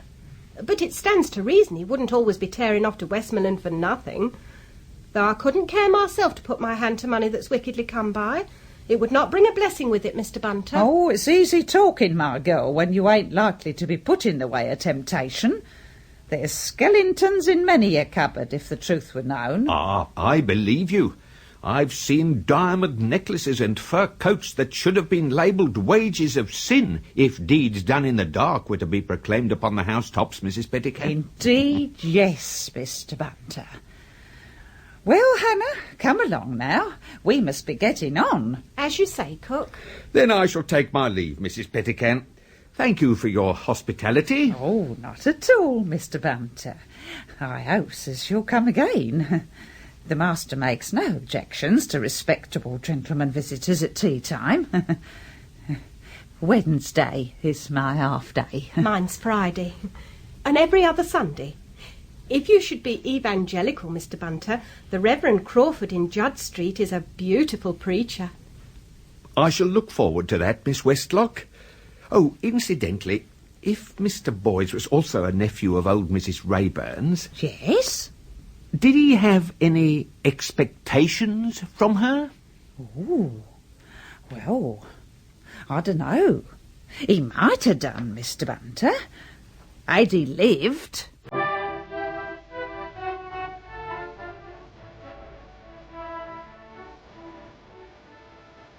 Mr. Urquhart will see you in just a moment, my lord, if you care to take a seat. Yeah, thank you. I trust you will excuse me if I return to my work, my lord. We are short of staff at the moment, our young lady clerk having just left us to get married, so there isn't a moment to spare in the office. Of course. Have you not tried getting temporary assistance? Oh, it's not easy to find anyone, my lord. Some of the work is... confidential, and an atmosphere of permanence is desirable. Lord Peter, I'm so sorry to have kept you. Won't you come in now? Thank you, Mr. Urquhart. Please sit down. Thank you. Now, what can I do for you? Well, I'm interested in the Vane poisoning trial. Acting for the defence, don't you know? And I wondered if I could bother you with a few questions. I'm afraid I'm being a frightful nuisance and all that. Not at all, Lord Peter. I'm only too delighted to help. Yeah, thank you. Well, can you tell me then, Had Mr. Boys any sort of financial expectations? I had an idea there was a rich aunt somewhere. Oh, no. Unless you're thinking of old Cremorne Garden. She's a great aunt on his mother's side, but she hasn't had anything to do with them for many years. The celebrated Cremorne Garden, eh? Well, I'm dashed. I'd no idea she was still alive. Yes, she lives in Windle in Westmoreland. I've just been up there to see her. She's been quite childish, poor old lady, for the last 5 years or so. Poor old Cremorne Garden. She must be getting on now. Surely she can't last much longer. As a matter of fact, we all thought she'd gone last week. Her heart is giving out. She's over 90, poor soul. Has she any other relations besides you now? No. Not that my going up there can do her any good, but I'm a man of business too, so it's just as well I should be on the spot when anything happens. Oh, quite. And being a man of business, of course, you know how she has left her money. Well, yes, of course. Though I don't quite understand, if you'll forgive my saying so, what that has to do with the present problem. Why, don't you see? It just occurred to me that Philip Boys might have got himself into some kind of financial mess-up and have, well, taken the short way out of it. But if he had any expectations from Mrs. Rayburn, and she was so near to shuffling off this mortal thingamy, well, he'd have waited, what? Oh, I see. You're trying to make out a case for suicide. Aha. Well, I agree with you. It's the most hopeful defence for Miss Vane's friends to put up. And as far as that goes, I can support you. Inasmuch, that is, as Mrs. Rayburn did not leave Philip anything, and he knew it. Knew it? He asked me one day, and I was obliged to tell him that he hadn't the least chance of getting anything from her. The will had been made, and as she was by then childish, there was no possibility that it would ever be altered. I see. Is it much, by the way? Pretty fair. About 70 or 80,000. Oh, very sickening for him to think of all that good stuff going west and not getting a look in oneself. By the way, how about you? Don't you get anything? Oh, I beg your pardon. Fearfully inquisitive and all that. Deuced impertinent. It's a failing of mine. No, wash it out. I'm sorry. There's no real reason why you shouldn't know, though one's professional instinct is to avoid disclosing one's client's affairs. As a matter of fact, I am the sole legatee. Oh, interesting. So one great-nephew gets nothing, and the other scoops the pool, what? Well, that was because... Well, since we've gone so far, I will tell you what the will actually says. Excuse me one moment. Mr. Pond, could you bring me in the deed box labelled Rayburn? Yes, Mr. Urquhart. I haven't got the will itself here, Lord Peter, but I have the draft. This is all rather irregular. But there are times when too much discretion is as bad as too little. Thank you, Mr. Pond. Now.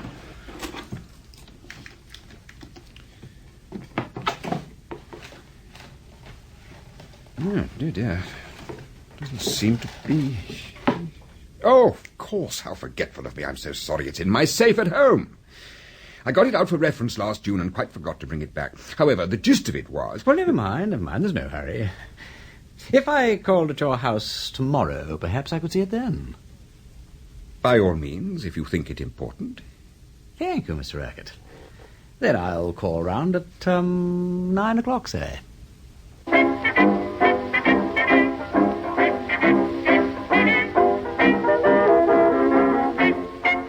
What is so dashed curious, Bunter, is that everybody is so remarkably helpful about this case. Particularly the sleek and fresh-faced Mr. Urquhart. They all cheerfully answer questions which one has no right to ask and burst into explanations in the most unnecessary manner. None of them seems to have anything to conceal. If Mr. Boys committed suicide, my lord, surely none of them have anything to conceal. True, oh, Bunter. Well, I must patter along to Woburn Place and take a look at this jolly old will. Oh, by the way, there is a vacancy for a confidential female clerk at Mr. Urquhart's office. Could you ring Miss Climpson and ask her to send along one of her ladies? Just to pick up gossip, tell her. Oh, and not too much face powder, and skirts the regulation 4 inches below the knee. The last girl left to be married, and the head clerk's feeling anti-sex appeal. Very good, my lord. I'd better make quite clear the family connection of the Boyses and the Urquharts, Lord Peter, so that you will understand the will. All right, here. The common ancestor is old John Hubbard, a highly respectable banker at the beginning of the last century. He had 3 daughters, Jane, Mary, and Rosanna. The eldest, Jane, married a man called Henry Brown, who was a schoolmaster and quite repellently moral. They had one daughter, Julia, who eventually married the Reverend Arthur Boys and was the mother of Philip Boys.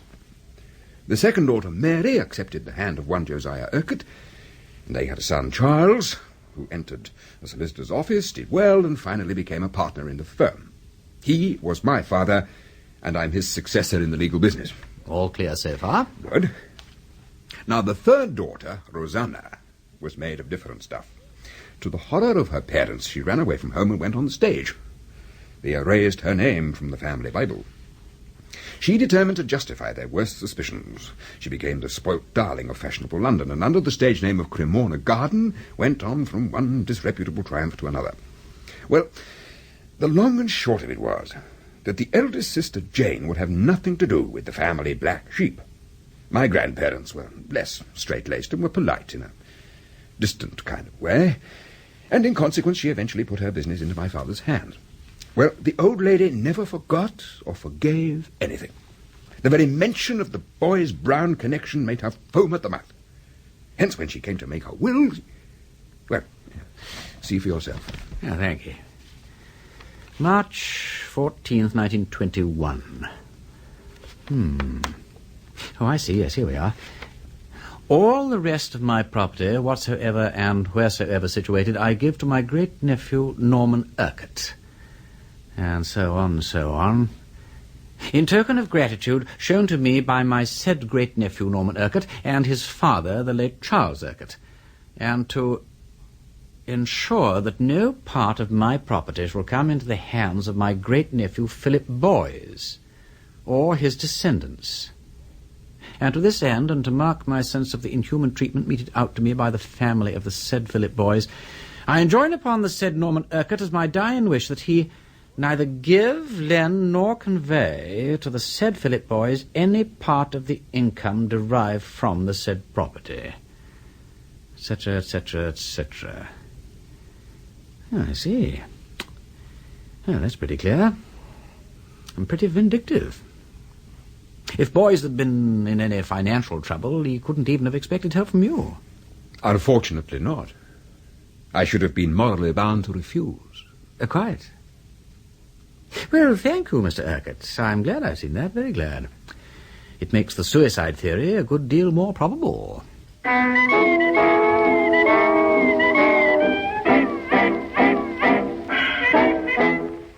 A letter, my lord. Thank you, Bunter. Ah, it's from Miss Murchison. My lord?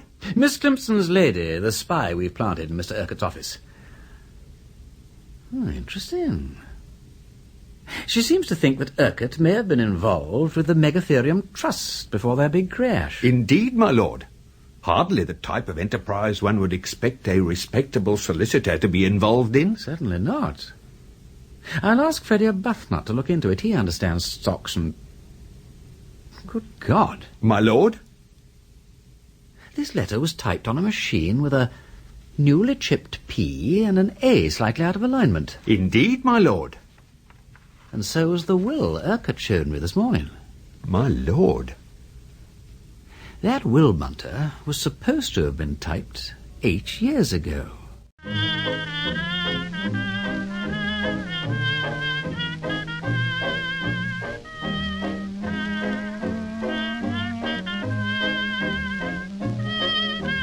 Lord Peter Wimsey is attempting to prove the innocence of Harriet Vane, who is awaiting retrial for the murder of her ex-lover, novelist Philip Boys.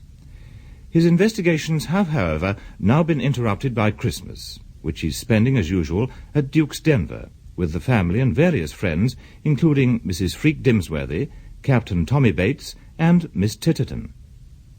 And is it true, Lord Peter, dear, that you're defending this frightful poisoning woman? I am endeavouring to secure Miss Vane's acquittal, Mrs. Dimsworthy. I would have thought it somewhat previous to refer to her... Peter, dear. Yes, Mother? Have another cup of tea. Oh, right, her. The Vane case, eh?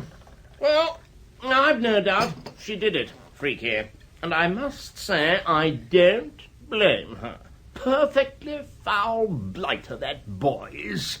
Had his photograph on the dust cover of his books, you know. That's the sort of squid he was. Ah, but he was a very fine writer, Tommy. His books are positively Gallic in their audacity and restraint. I wouldn't have the muck in the house.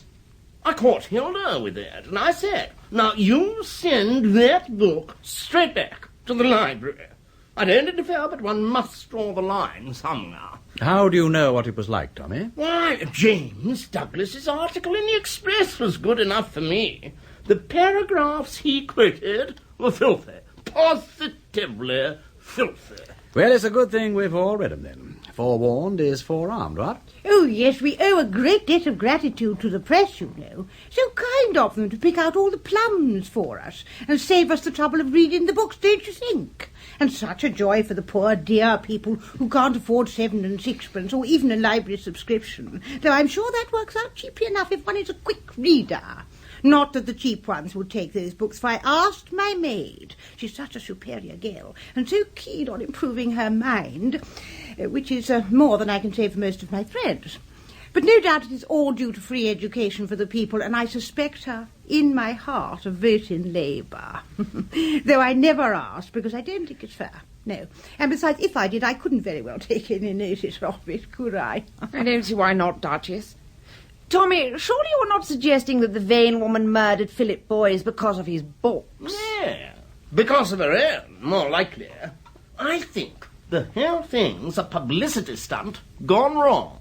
Now, it'll be a case of hanging the goose that lays the golden eggs, what? Well, unless Wimsey can pull off one of his conjuring tricks, of course. Oh, I do hope you do, Lord Peter. So do I, Mr. Tutton. What's more, I really think I might. With the help of others, naturally. Help? Oh, Peter has all these marvellous women to assist him, you know. Women? What women, Duchess? Women detectives. Only, of course, they're not real detectives, you know. Oh, no. They're not sleuths like Peter, that is, or policemen like Charles Parker, bless him. They're organised by a Miss Clemson.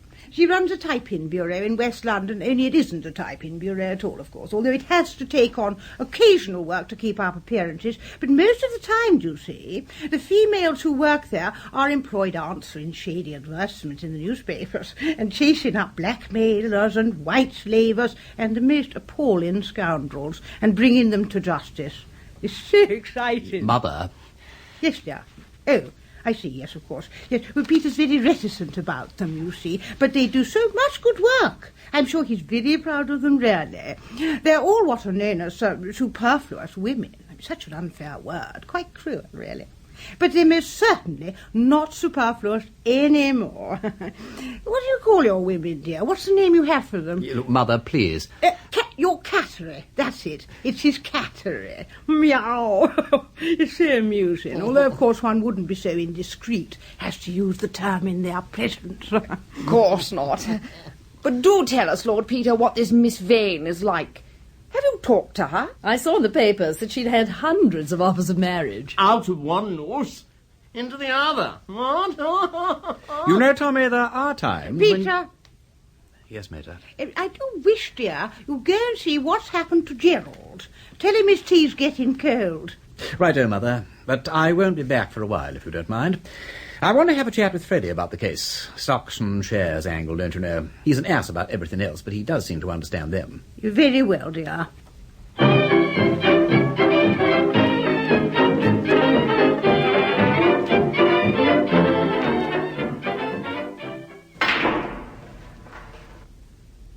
Oh, dash it. Never could play billiards. Off you go, Wimsey. Thank you. What do you know about the Megatherium Trust, Freddy? Megatherium? Well, it crashed 3 years ago. Lots of money lost on all sides. What's the Meg got to do with your murder hunt? I don't know. Possibly nothing. But the most hopeful theory so far is that Philip Boyes committed suicide because of financial difficulties. He doesn't appear to have known much about money, so it's possible he relied on the advice of his cousin, Norman Urquhart. Oh, the sleek family lawyer chappie. Yes. Well, I've now got a spy in Mr. Urquhart's office. A Miss Murchison from my cattery, don't you know? And a very observant woman she is.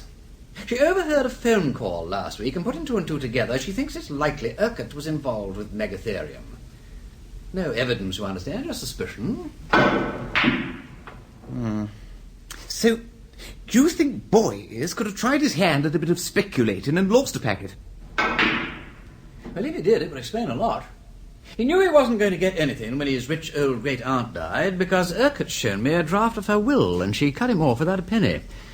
Though I may say that draft is not above suspicion itself, for reasons which I won't bore you with. But, is there any evidence that he could have committed suicide, Peter? Did he have any arsenic? I don't know. But he was seen in a Bloomsbury pub on the night in question, tipping a white powder into a glass of water. Chief Inspector Parker is meant to be looking for the packet now, but I'd like you to investigate the city end, if you would. Ask discreet questions about Urquhart and the megatherium and so forth, could you? Oh, absolutely. Delighted to be of assistance and all that. Ah, thanks. Talking of Parker, I suppose I'd better have a brotherly word with Mary when she arrives. Mary? I say, Wimsey, what's she got to do with it? Yeah. Yes, well, never you mind, Freddy. Never you mind.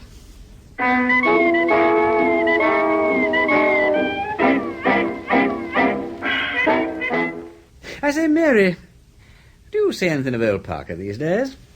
I've had dinner with him once or twice when I was in town. Have you? Oh, he's a very decent sort. Reliable, homespun, that sort of thing.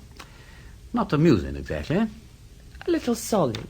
As you say, a little solid. I should hate anything upsetting to happen to Parker. He'd take it hard. I mean to say, it wouldn't be fair to muck about with his feelings and so on. Worried, Peter? No. But I'd rather like him to have fair play. Well, I can't very well say yes or no until he asks me, can I? Can't you? Well, not to him. Would upset his ideas of decorum, don't you think? Yes, I suppose it would. But it would probably upset them just as much if he did ask you. He would feel that the mere idea of hearing a butler announce Chief Detective Inspector and Lady Mary Parker would have something shocking about it. It's stalemate, then, isn't it? You could stop dining with him. I could do that, of course. And the mere fact that you don't... I see. Would it be any good if I demanded to know his intentions in the true Victorian manner? Why this sudden thirst for getting your family off your hands, old man? Peter, nobody's being horrible to you, are they? No. Oh, I'm just feeling rather like a benevolent uncle, that's all. Old age creeping on. That passion for being useful which attacks the best of us when we're getting past our prime. Like me with the house decorating. Oh, I designed these pyjamas, by the way. Don't you think they're rather entertaining? I expect Chief Inspector Parker prefers the old-fashioned nightgown. Never mind, I shall be brave and devoted. Here and now I cast off my pyjamas forever. No, not here and now. Respect a brother's feelings. But you've told me what I want to know.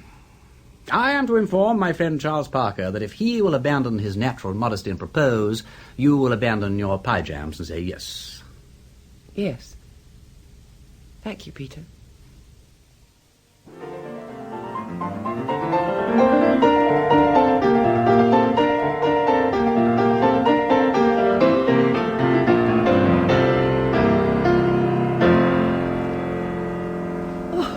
Bravo, Lord Peter.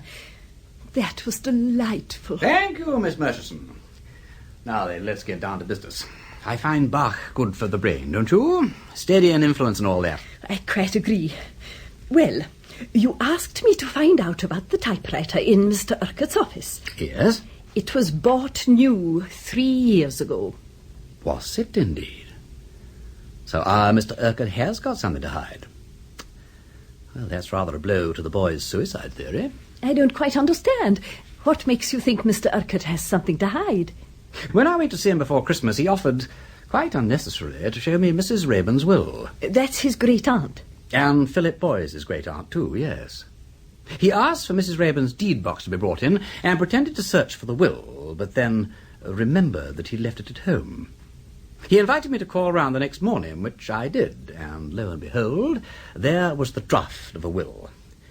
The only snag is that it was typed on a machine which you say is 3 years old, and yet it was dated 8 years ago. Oh, good gracious. Do you suspect he typed it out himself that night? Well, it looks rather like that, certainly. But why? I don't know. Either Mrs. Rayburn never made a will at all, or if she did, it's not along the lines of the one he showed me. Miss Murchison? Yes? What are your feelings about doing something illegal? In a good cause? In a very good cause.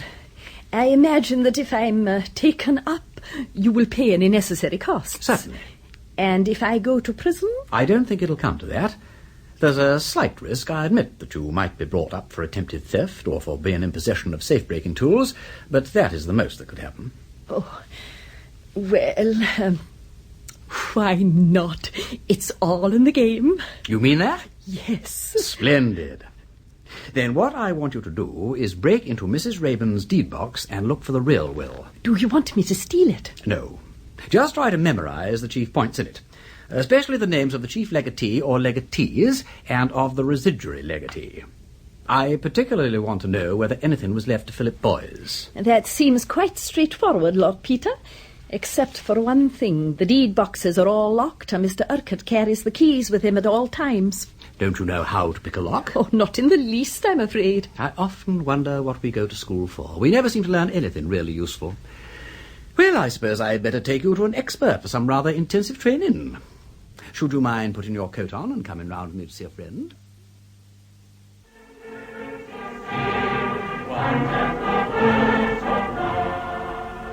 Oh dear, we seem to have struck a meeting. Oh well, it can't be helped. Let's go in and wait.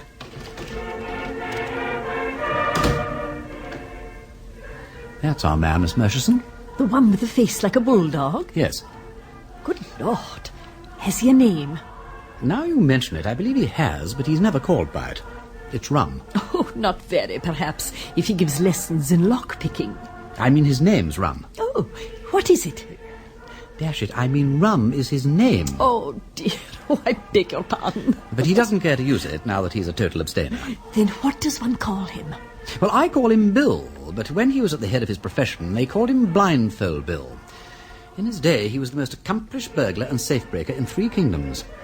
I found him on my premises one night and struck up a sort of alliance with him. Took lessons from him and all that. He was a bit shy at first, but he got converted by another friend of mine, and the long and the short of it was, he gave himself up, took his medicine, and is now a very honest and excellent locksmith of the ordinary kind.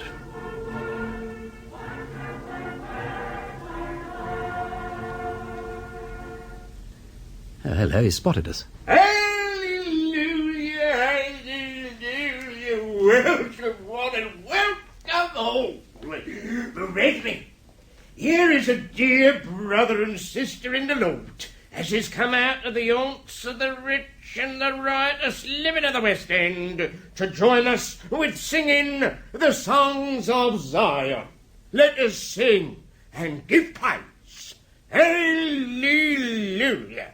We know that many shall come from the east and from the west, and sit down at the Lord's feast, while many that think themselves chosen shall be cast into outer darkness.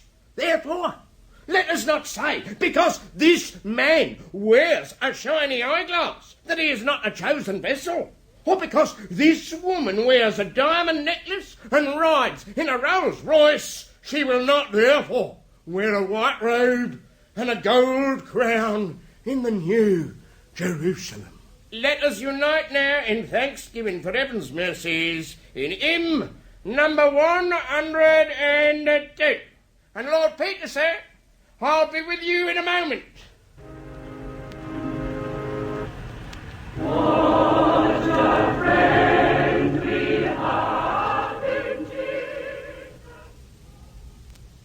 Well, Bill, as you see, I brought you a new pupil. Good afternoon, Bill. How do, miss? Always happy to serve you, sir, knowing as it's the Lord's work. Glory be. That's right. Now, Bill, I've got my eye on a solicitor's deed box. Oh. This lady can get access to it if you can show her the way inside it. Course I can. There ain't a deed box in this here city what I couldn't open blindfold in boxing gloves and a stick of boiled macaroni. I know, Bill, but it ain't you that's got to do it. Can you teach the lady how to work it? Sure I can. What kind of lock is it, lady? Oh, I don't know. An ordinary lock, I think. I mean, it has the usual sort of a key, not a Brahma or anything like that. Then half an hour will teach you all you want, miss. Now, let's see now. Glory, glory, glory. Here we are. Oh, are those picklocks? That's what they are, miss. Engines of Satan. Well, miss, the first thing is to understand the construction of the lock. Oh, yes. Now, just you look here. You hose up the spring, like so. Yes. And then you can thrust the catch back easy. Oh. Just you try that. Oh, thank you. Yes. So... Very good, miss, very good. Now, the difficulty is, of course, that when the lock's in place, you can't use your eyes. Oh, no. No. But you has your hearing, and you has the feeling in your fingers given you by Providence, praise his name, for that purpose. So, what you has to do, miss, is to shut your eyes and see with your fingers like, when you've got your spring hooked back sufficient to let the catch go past, like so. Oh. Have a go. Oh, like this. There's it. A bit more, a bit more. Yes. Yeah, there. Oh, well done, miss. Lord Peter, sir, I'll tell you something. We got a real cracksman in the making here, sir. A real cracksman. So you managed to break into the box. Well done, Miss Murchison. Now calm down and tell me everything that happened from the beginning. Oh, yes, Lord Peter. I'm so sorry, I'm rather excited. Well, I decided that the best time to attempt the job was after work, as there's always someone else in the office at lunchtime. So, what I did was type out the first page of a very long affidavit incorrectly. That is, leaving out an important paragraph. Mr. Urquhart noticed it at once and was very cross, because it had to go round to another solicitor's before 10 the next morning. So I offered to stay on and retype it. Having already done so, of course. Quite so. I then waited until I was sure both Mr. Urquhart and Mr. Pond were safely on the tube, and then I got to work. Incidentally, the Rayburn box has been moved, I'm sure, in the last day or so, and was on a top shelf underneath 4 others. How tiresome. Extremely, because I had to stand on my chair to get it down, and I was in the process of doing this when I heard someone at the door. Are you looking for something, Miss Murchison? Oh, Mr. Pond. Oh, how you startled me. I thought you'd gone. I presumed you had, too. I have merely returned to collect a little parcel I forgot. What is your business here at this time of night? Oh, I had some extra typing to do. Left out a barely paragraph on page 1. It would be page 1, of course. And he wants the type round at Hanson's by 10 o'clock. Yes. Those machines make you careless. Ah, well, I must hurry along. Good night again, Miss Murchison. Good night. Oh, by the way, were you looking for something? Oh, yes. I was looking for a mouse. I was just sitting working when I saw it run along the top of the cupboard and up into the wall behind those boxes. Dirty little beasts. The place is overrun with them. I've often said we ought to have a cat here. No hope of catching it now, though. You're not afraid of mice, apparently. Oh, no. In your day, I suppose all women were afraid of mice. Yes, they were. But then, of course, their garments were longer. Oh, rotten for them. They were very graceful in appearance. And now, Miss Murchison, I beg you to step down from that chair and allow me to assist you in replacing those boxes. Oh, there's no need, Mr. Pond. Yes, there is, Miss Murchison. I hope the whole operation wasn't plagued with interruptions like that, Miss Murchison. Fortunately not. But I was worried that Mrs. Hodges, the cleaning lady, would shortly be in, so I had to be quick.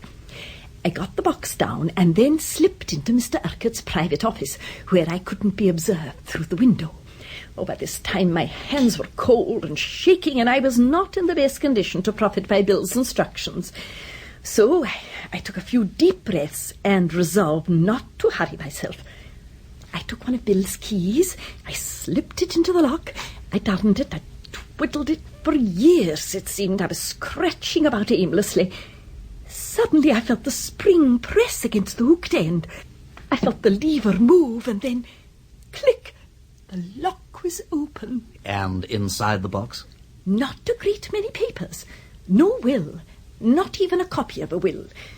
Two things only I thought interesting. One was a power of attorney dated January 1925, giving Mr. Urquhart full powers to act for Mrs. Rayburn. Interesting. And the other? A deed of trust, making over the whole of her property to him, in trust for herself, and providing that he should pay her personal expenses every year. Very interesting. What was the date of that one? July 1920. And there was a letter attached to it, a letter from Rosanna Rayburn to Norman Urquhart, in his capacity as her solicitor. And in it, she says that next time he comes to see her, she will give him instructions about her will. So there is a will. I wonder where it is. Come in. Peter, come in. You come about Philip Boy's packet of powder? Not this time. I don't suppose you'll hear anything more of that. I don't think it's suicide anyway, after all. No, old Parker Bird, it's, well, it's a rather more delicate matter. It's about my sister. About Lady Mary? Yes. Yes, I understand she's been going about with you, dining and all that sort of thing, what? Well, Lady Mary's honoured me on one or two occasions with her company. I didn't think I didn't know. I understood it was perfect. But did you understand? That's the point. You see, Mary's a very nice-minded sort of girl, though I say. I assure you there's no need to tell me that. Do you suppose I should misinterpret her kindness? It's the custom nowadays for women of the highest character to dine unchaperoned with their friends, and Lady Mary's... Look, I'm not suggesting a chaperone. Mary wouldn't stick it for one thing, and I think it's all bosh anyhow. Still, being her brother and all that, I suppose that it is my, so to speak, duty to push round and drop the helpful word here and there. I see. Well, I suppose I ought not to have presumed to... What did you presume, I think? Nothing to which anybody could object. What are you thinking of, Wimsey? If you imagine I have ever said a word to her that couldn't be said with the greatest propriety... In the presence of her mother, you wrong the purest and sweetest woman that ever lived and insult your friend. What a perfect Victorian you are, Charles. I should like to keep you in a glass case. Of course you haven't said a word. What I want to know is why. What? For the last 5 years or so, you have been looking like a demented sheep at my sister and starting like a rabbit whenever her name's mentioned. What do you mean by it? A man doesn't like to see a man go all wobbly about his sister. At least not with such a prolonged wobble. It's unsightly, it's irritating. Why not slap the manly thorax and say, Peter, my dear old mangle wurzel, I have decided to dig myself into the old family trench and be a brother to you. What's stopping you? Is it Gerald? He's an ass, I know, but he's not a bad old stick, really. Is it Helen? She's a bit of a wart, but you needn't see much of her. Or is it me? Now, come on, cough up the difficulty, old thing, and we'll have it removed from the plain van. Now then. Are you asking me? I am asking your intentions, damn it. And if that's not Victorian enough, I don't know what is. But, look here, Peter, don't be a damn fool. How can I ask your sister to marry me? Well, how you do it is your affair. You might say, what about a spot of matrimony, old dear? That's up to date and plain and unmistakable. Or you could go down on one knee and say, will you honour me with your hand and heart, which is pretty and old-fashioned and has the merit of originality in these times. Or you could write, or wire, or telephone. But I leave that to your own individual fancy. You're not serious. Oh, God, shall I ever live down this disastrous reputation for tomfoolery? You are making Mary damned unhappy, Charles, and I wish you'd marry her and have done with it. Making her unhappy? Me? Her unhappy? God knows what you have between your ears. Wood, solid wood. But the last blow seems to have penetrated. Yes, you, her unhappy. Do you get it now? Peter, if you really thought I could stand... Don't go off the deep end. It's wasted on me. You keep it for Mary. I've done my brotherly duty, and there's an end of it. Now calm yourself and return to your reports. Oh, Lord, yes. Yes, before we go any further, I have got a report for you. You have? Yes. Well, why didn't you say so at first? You wouldn't let me. Well, what is it? We found the packet. What? We found the packet. Actually found it? Yes. One of the barmen... Never mind the barman. You're sure it's the right packet? Yes, we've identified it. Well, get on. Have you analysed it? They're doing that now. Great Scott. And I'd virtually given up the suicide theory. Oh, and now I'll have to resurrect it. Why on earth did you give it up? Because of Norman Urquhart's activities. Oh, I know it's been shown in court that he couldn't have poisoned boys, but his behaviour has been dash suspicious. He's been so desperate to conceal Rosanna Rayburn's will, he actually faked a substitute to show me. Now, why? If boys committed suicide, what has he got to hide? Oh, good God. Of course. Of course what? Well, he didn't fake it for me. He faked it for boys. No, I don't understand. Look, listen. Rosanna Rayburn leaves her money to split between her two great-nephews. Yeah? Urquhart knows this, and knowing Boyce's defeatist temperament encourages him to speculate in the Megatherium Trust. Megatherium crashes. Boyce, heavily in debt, comes to Urquhart. Asks if he has any expectations from the old lady. Urquhart whips out fate will that shows he hasn't.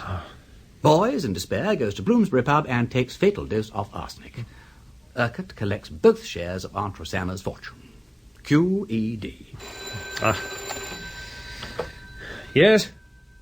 Oh, yeah. I see. Thank you. They've analysed the contents of the packet. And was it arsenic? Bicarbonate of soda.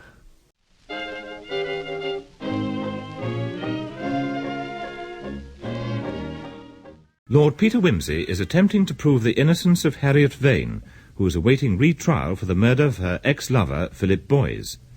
Suspecting that Norman Urquhart, Boyce's cousin, is deceiving him about the will made by Rosanna Rayburn, the great-aunt of both men, he decides to enlist the services of a colleague to investigate further.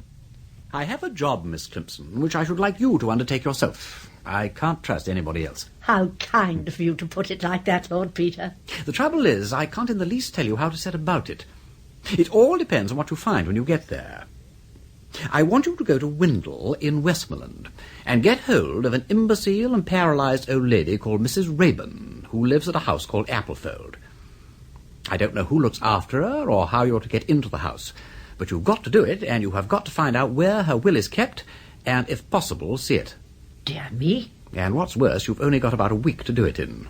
That's a very short time. Yes, but unless we can give some very good reason for delay, they're bound to take the Vane case almost first thing next sessions. And if I could persuade the lawyers for the defence that there is the least chance of securing fresh evidence, they could apply for a postponement. Freddy Arbuthnot is asking round the city about certain speculations of Urquhart's, and I hope he'll come up with something definite. But until then, I really have nothing that could be called evidence at all. Only the vaguest possible hunch. I see. Well, you may count on me to do my poor best, Lord Peter. I will ask the dear vicar to say a mass of special intention for one engaged in a difficult undertaking. When would you like me to start? At once. Draw on the firm for any money you want, and if you need any special outfit, send me a wire. Thank you, Lord Peter. As usual, you think of everything.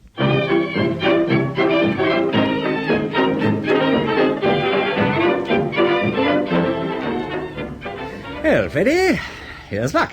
Cheerio. Well, has anything transpired, as the journalists say? I've been sleuthing like stink on the tracks of your man, Wimsey. Really, don't you know, I saw a man yesterday who knows a fellow who had it from a chappie that said Urquhart had been dipping himself a bit recklessly off the deep end. In the Megatherium Trust? Yes. Are you sure?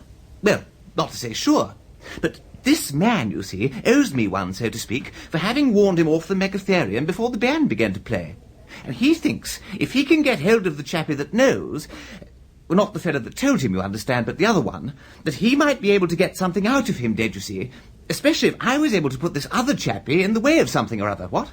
And no doubt you have secrets to sell, Oh, well, I dare say I could make it worth this other chappie's while. Well, push it along, old chap. The sooner we have something definite on Urquhart, the better.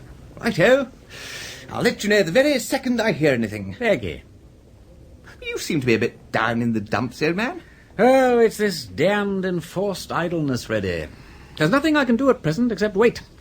Miss Climpson is the one who's living in what she would no doubt call a whirl of activity. Miss Climpson? Yes, I sent her up to Westmoreland the day before yesterday to steal Mrs. Raven's will. Good heavens! We don't mean it, Wimsey. I do mean it. But how's she going to do that? Quite straightforward. If I know Miss Climpson, she'll start by gossiping wildly with the women in her boarding house, and in the process digging out everything there is to know about Mrs. Raven's nurse, down to an accurate physical description. She will then sally forth into the marketplace, as it were, and take coffee or tea at every tea shop in the town until this person appears. And then, probably by employing some mild subterfuge, she will engage the female in conversation. Is that all? For Miss Climpson, Freddy, that is enough.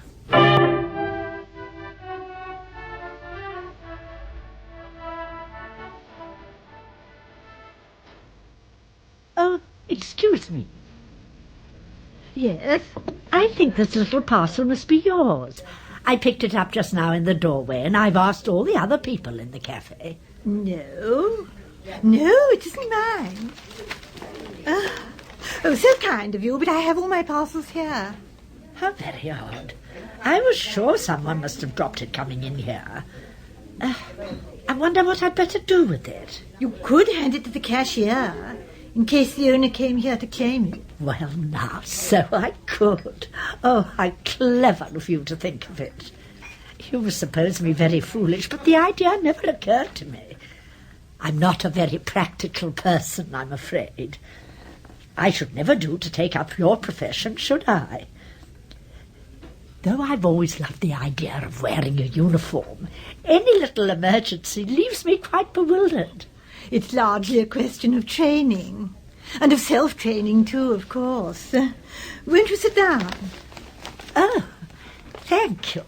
All these little weaknesses can be cured by placing the mind under a higher control. Don't you believe that? Yes, I suppose that's true. It's such a mistake to imagine that anything in the mental sphere is large or small. Our least thoughts and actions are equally directed by the higher centres of spiritual power, if we can bring ourselves to believe it. Well, this book I'm reading, Can the Dead Speak, is quite insistent on that point. Oh, are you a student of spiritualism? Oh, I am indeed. Yes, under the guidance of dear Mrs. Craig, who is such a wonderful teacher to me. How interesting. But isn't it a wee bit dangerous? I've been told I'm sensitive myself, but I have never dared to try. Is it wise to open one's mind to those supernatural influences? It's not dangerous if you know the right way.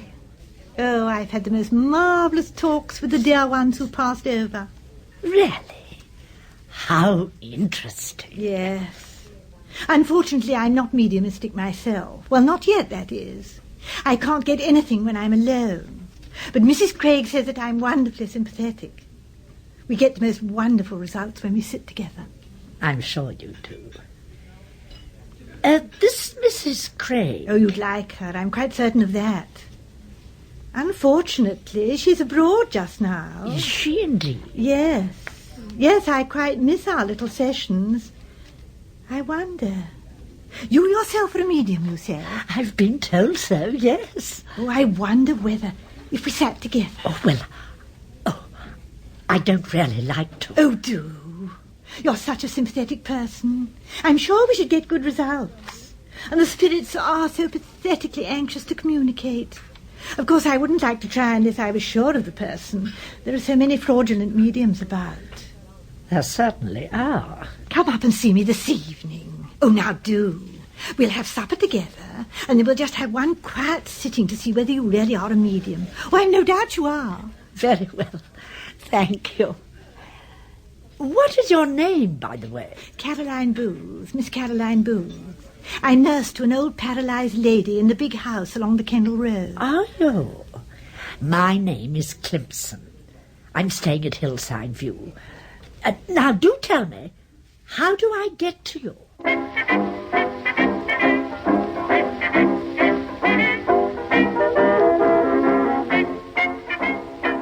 dear Lord Peter, I'm sure you're wondering what has happened to me, but at last I have news. I have stormed the citadel. After 2 weary days, I finally spotted Mrs. Rayburn's nurse companion this morning in the Oriental Cafe, and succeeded in cornering her there. She proved to be remarkably easy to engage in conversation, a fact I attributed to the somewhat solitary life she must be forced to lead in the old lady's household. And it was not long before she had divulged to me that her great interest in life was spiritualism. My dear Lord Peter, I cannot deny that, when she revealed this, I saw in a single moment of illumination a whole plan complete and perfect in every detail. As a result, tonight Miss Booth and I shall sit together at a séance. Fortunately, years ago, at a most pleasant private little hotel in Bournemouth, I encountered a quaint little man from the Psychical Research Society who instructed me, strictly for amusement, of course, in many of the tricks used by dishonest mediums. Accordingly, this afternoon, I have purchased a metal soapbox which makes a hearty cracking noise when attached to one knee and pressed by the other, and some stiff black bound wire which will be perfect when strapped to the wrist for rocking the table. As to the rest of the plan, I will leave it, dear Lord Peter, to your imagination. All I must pray for now is that Miss Booth will leave me alone in her room for long enough for me to glean some useful information about her and her family from photographs and similar mementos. Once I have gained her complete trust, I hope for great things. In haste, yours sincerely, Catherine A. Climpson.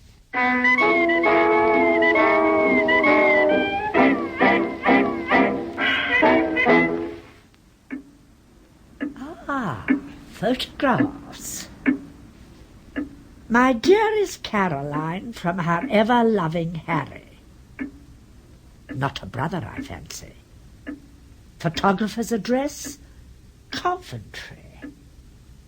Now, what happened to Harry? Not matrimony, obviously. Death, perhaps? First-class frame and central position, bunch of hothouse narcissi in a vase. Yes, I think Harry has passed over. Most satisfactory. Oh!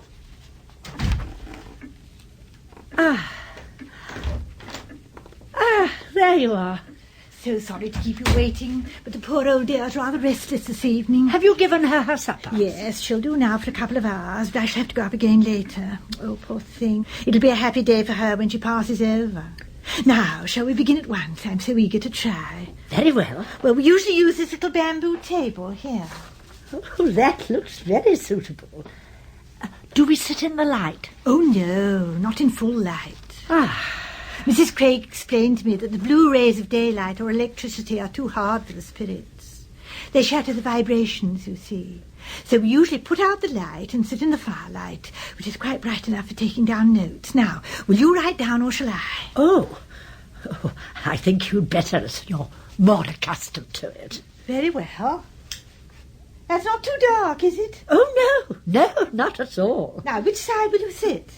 Oh, this will do for me. You don't mind the fire on your back? Not in the least. Now, we'll just sit down, place our thumbs and fingers on the table near the edge. And at first I think it's better not to talk till a rapport is established, you know. So we just wait? Yes, we just wait.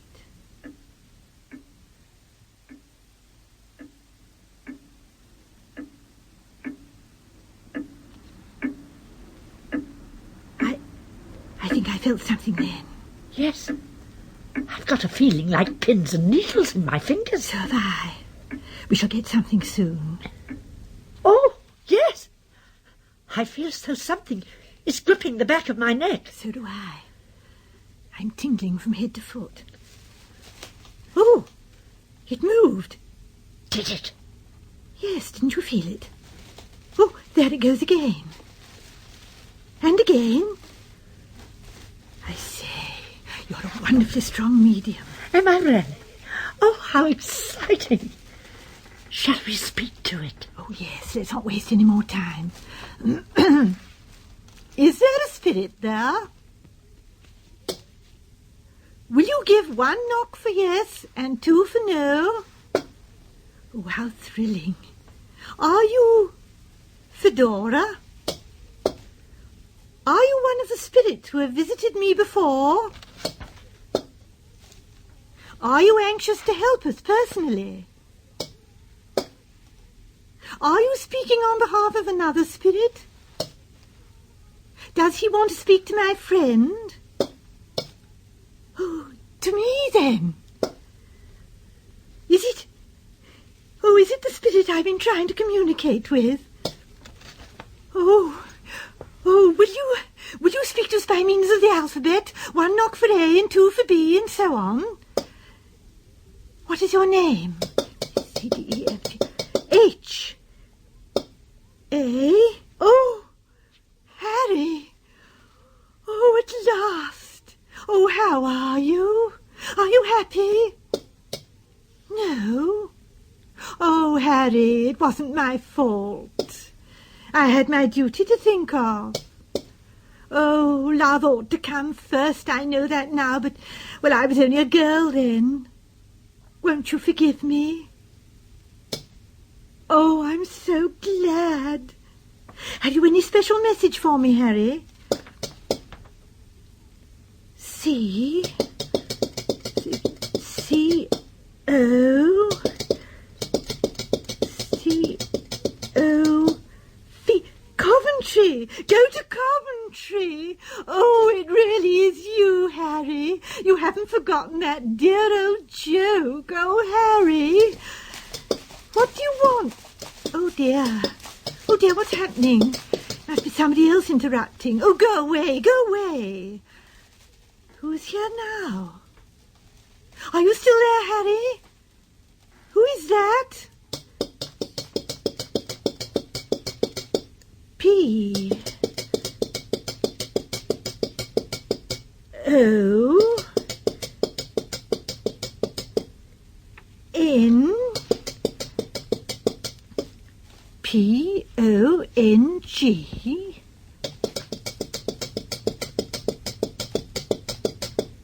P O N G O. Pongo, Pongo, who are you? C. Are you our control? Has Harry gone? Oh, do you want us to stop? Very well. Oh, you're tired, I expect. Well, can we talk to you another time? Good. Well, good night then, Pongo. And thank you. Oh.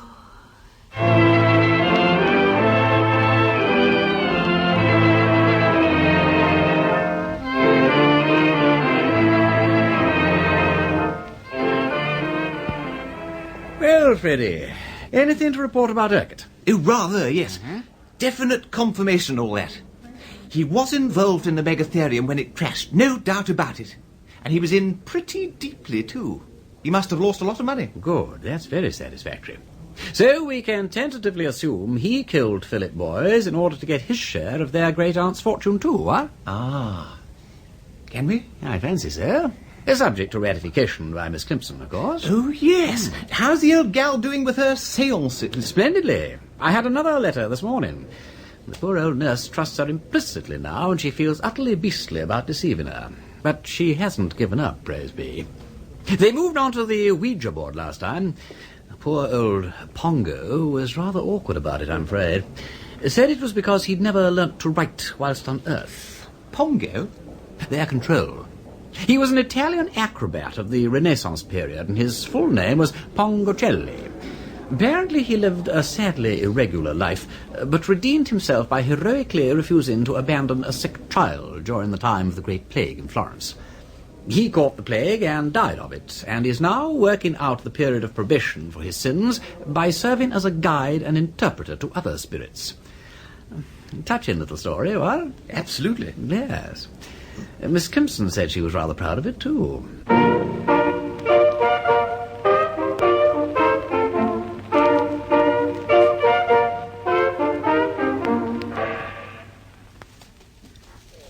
Oh, good evening. Is that Pongo?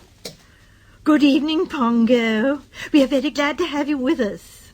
Will you talk to us again by means of the Ouija board? The pencil is sharp this time. Oh, good. Are you ready, dear? Quite ready, thank you. Well, then let's begin. Pongo, have you any special message for us this evening? Yes, there is a spirit here who wishes your help. Who is it? Oh, nothing. Oh, here comes something.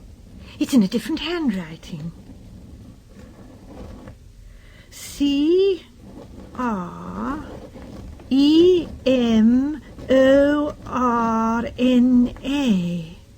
Cremona?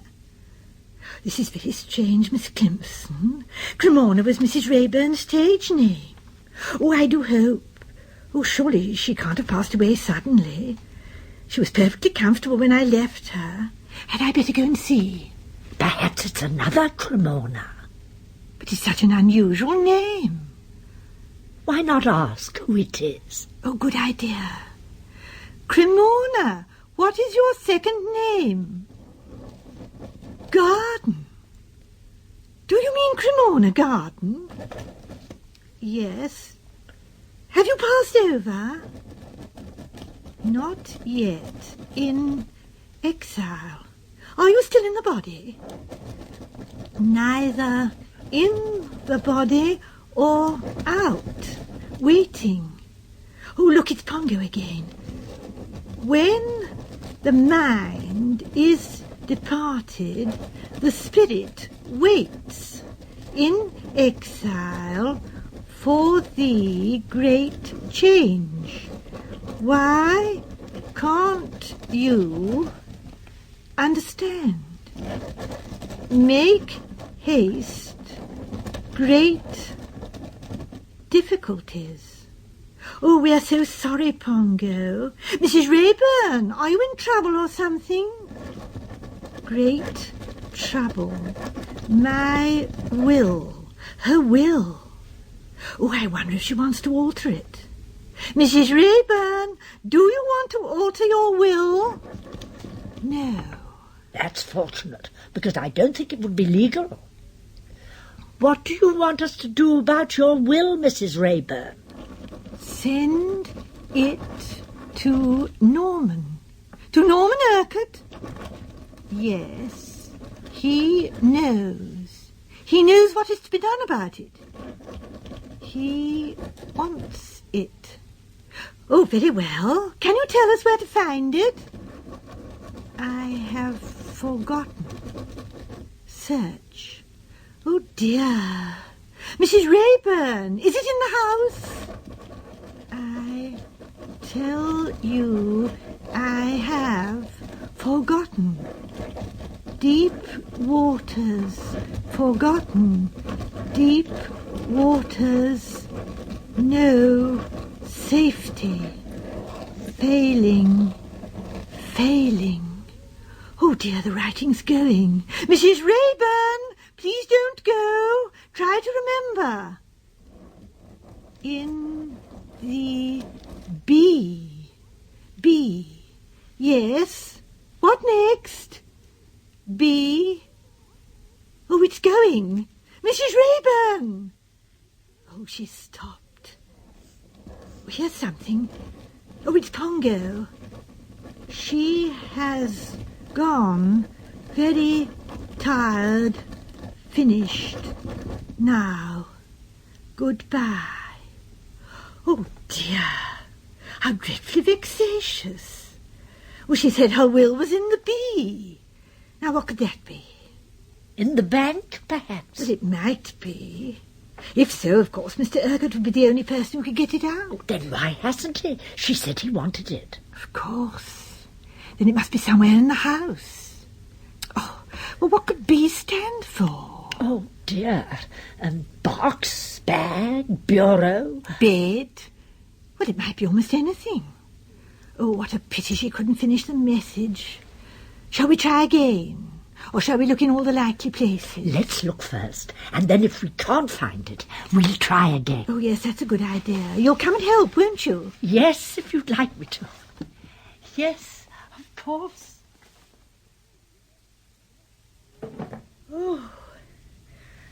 Oh, I'd no idea there could be so many possible places beginning with B. There are a lot, aren't there? Oh, it's dreadfully exhausting, isn't it? I mean, wouldn't you like to stop? I can go on searching tomorrow by myself. Oh, it's a shame to tire you out in this way. Oh, I'm not a scrap tired. Now, what's this? 12, 18, 4, 9. What is it? I've no idea. Jottings in a little black book. Book? Well, could it be a book, do you think?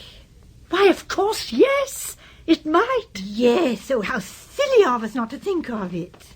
In detective stories, wills are always hidden in books. So there you are. Are there many books in the house? Yes, downstairs in the library, thousands and thousands of them. Oh, dear. I suppose we'd better try them, then. They're just the sort of books to hide wills in. Oh, come along. Well, it's funny, isn't it?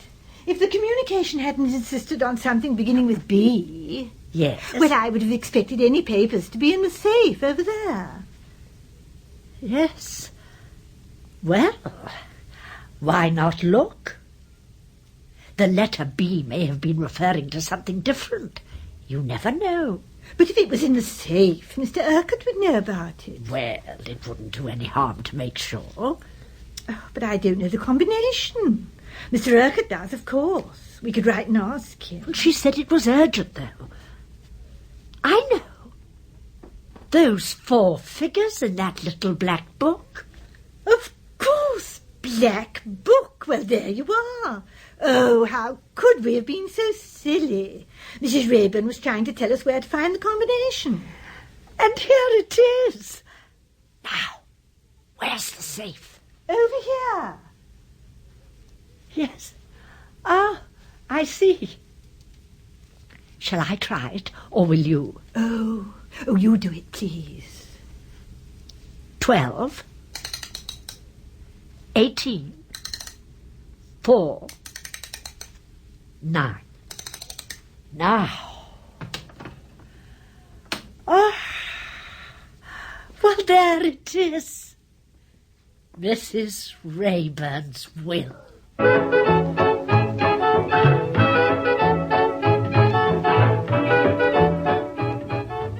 There it was, Freddy, in a long, sealed envelope. Ha!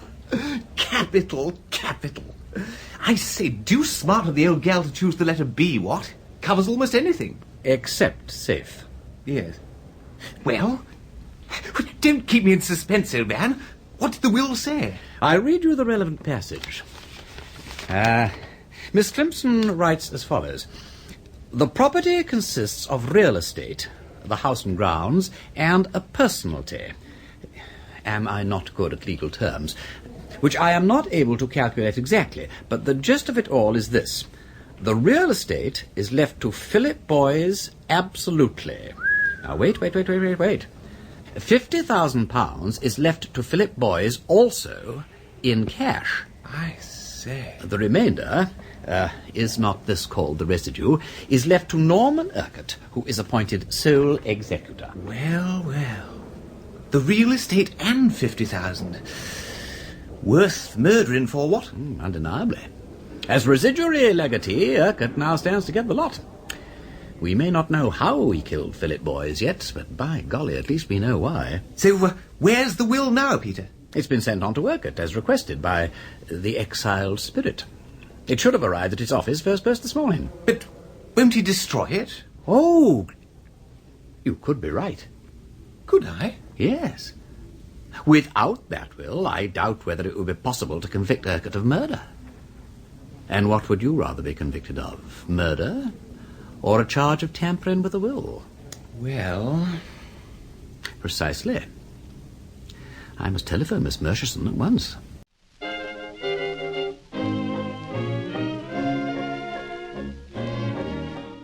Lord Peter Wimsey has fallen in love with Harriet Vane, who is awaiting retrial for the murder of her former lover, Philip Boys.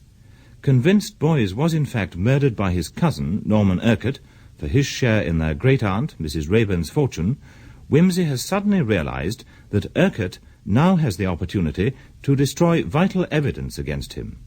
Urquhart and Sons solicitors? Miss Murchison, is that you, Peter Wimsey here? Oh, good morning, Lord Peter. Is anybody in the office? Can you talk? Oh, yes, it's quite all right. Mr. Pond's in with Mr. Urquhart. Good. Is the will safe? Mrs. Raeburn's will? I think so, yes. Urquhart hasn't destroyed it? Not so far as I know. Ah. It arrived from Windle this morning, and Mr. Pond opened the envelope and took the will in to Mr. Urquhart. But what did he do with it? Oh, I think he just hid it away. About 2 minutes after Mr. Pond had come out, I pretended to have a query about a letter I was typing and walked straight into Mr. Urquhart's office. He was at the mantelpiece, but as soon as he heard me, he leapt guiltily back to his desk and stuffed a piece of Turkish delight into his mouth. Oh, he's always eating that stuff, you know. Trying to distract your attention from something, what? Yes, Uh-huh. unsuccessfully, though. Above the mantelpiece was a curious dark line which I'm sure isn't normally there, and I think it was a secret panel he hadn't slid back properly. In other words, a hidden cupboard? Yes. Very interesting. Could you break into it, do you think, Miss Murchison? Oh, I don't see why not. I've still got Bill Rum's picklocks, and I haven't forgotten what he taught me about breaking into the deed box. Would you like me to have a go? I would, yes. Then I'll see what I can do after everyone's gone this evening. Splendid. And come round to my flat when you've finished. I'm having a conference this evening with Chief Inspector Parker and Freddy Arbuthnot to discuss all aspects of the case. Oh, very well. I'll have to go now. Mr. Pond is coming back. Goodbye, Lord Peter. Goodbye, Miss Murchison, and good luck.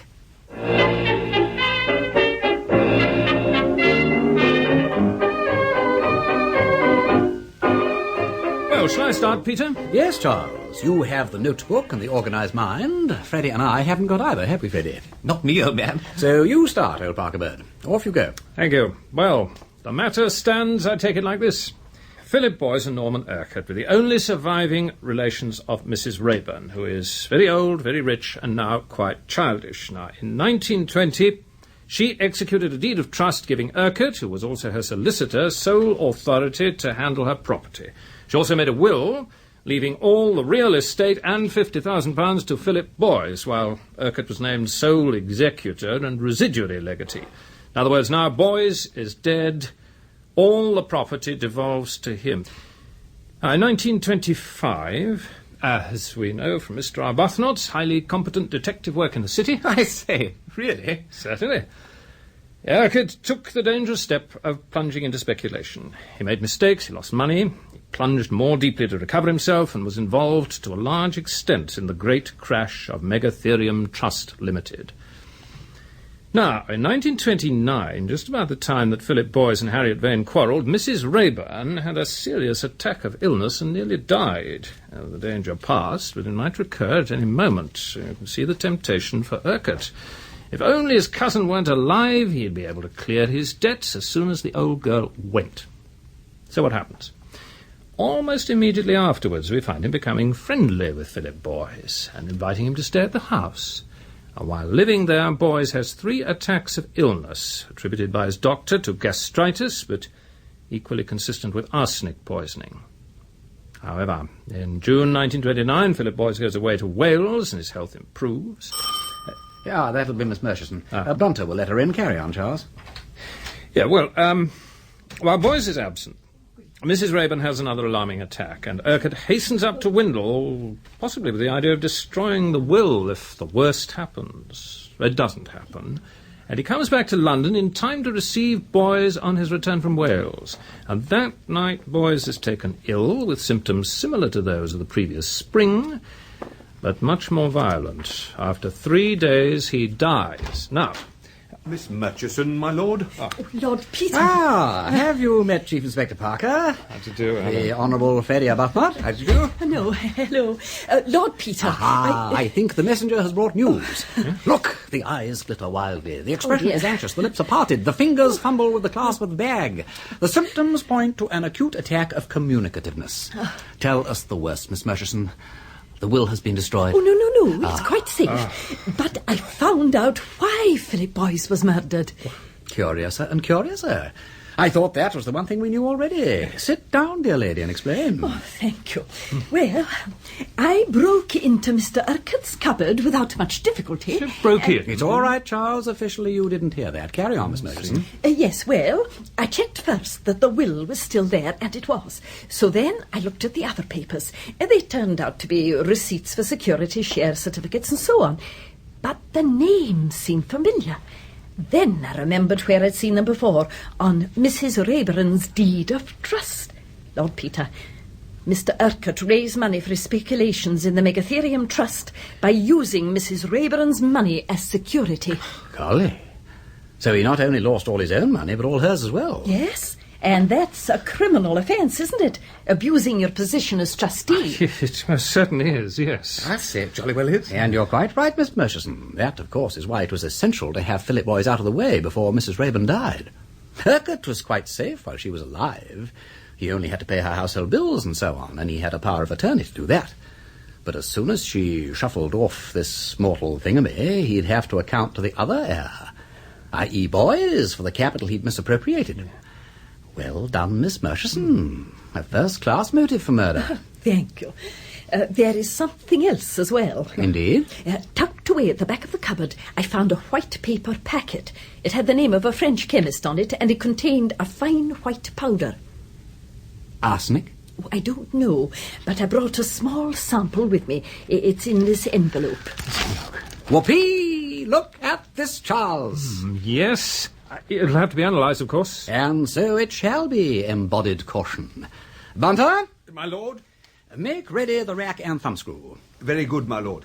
Bunter has been taking lessons in Marsh's test for arsenic and performs it to admiration. You know all about that too, don't you, Charles? Enough for a rough test. Carry on then, Bunter. Thank you, my lord.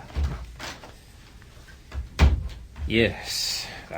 You still haven't got round the snag in the case against Urquhart, of course, Peter. You mean how and when he actually did it? Precisely. His only opportunity that evening was at the dinner he shared with Boyce, and if anything in this case is certain, it is that the poison wasn't administered at that dinner.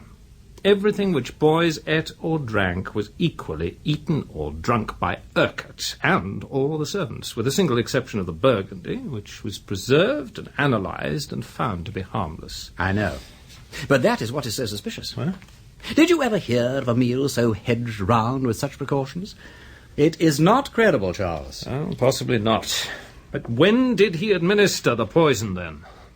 Mr. Arbuthnot? Don't ask me, old bean. I'm as much in the dark as you are. Miss Murchison, any ideas? I don't think he did it at the dinner at all. Now, how about before or after?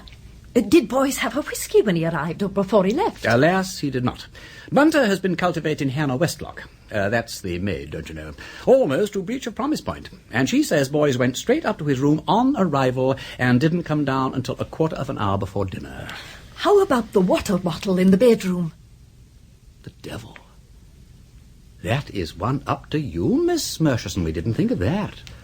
The water bottle. Yes, what a perfectly fruity idea. Oh, Bunter, there you are. Next time you hold Hannah's hand, will you ask her whether Mr. Boyce drank any water from his bedroom water bottle before dinner? Pardon me, my lord. The possibility had already presented itself to my mind. It had? Yes, my lord. Do you never overlook anything, Bunter? I endeavour to give satisfaction, my lord. Then don't talk like Jeeves. It irritates me. What about the water bottle? I have elicited a somewhat peculiar circumstance relating to the receptacle, my lord. Hannah informed me that she showed Mr. Boyce into his bedroom on his arrival and withdrew, as it was her place to do. She had scarcely reached the head of the staircase when Mr. Boyce put his head out of the door and recalled her. He then asked her to fill his water bottle. She was considerably astonished at this request, since she had a perfect recollection of having previously filled it when she put the room in order. Could he have emptied it himself? Not into his interior, sir. There had not been time. Nor had the drinking glass been utilised. Moreover, the bottle was not merely empty, but dry inside. Dry? Dry. Now that convinces me, Peter. It really does. It's too complete somehow. It's not natural for a defence to be so perfect. My God, we have convinced Charles Parker. Nothing more is needed. He is more adamantine than any jury. Yes, but I should still feel happier with a little evidence of a more objective kind. You would? You want some real arsenic? Well, Bunter, what about this? The apparatus is quite ready, my lord. Very good. Then let's go and see if we can give Mr. Parker what he wants. Miss Murchison, Freddy, come along. We're going to Bunter's dark room. Bunter lead, and we will follow.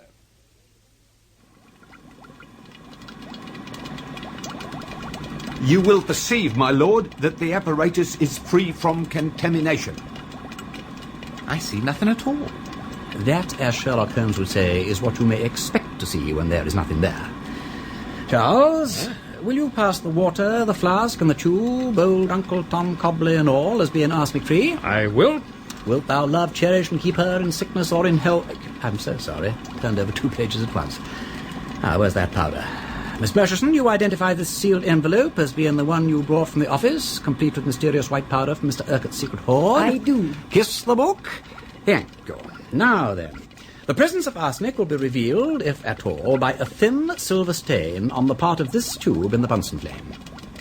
Ready, Bunter? Yes, my lord. So we now shoot in some of the powder. There it goes. And here it comes. Oh, lovely, lovely. Is that really arsenic, Lord Peter? I hope so.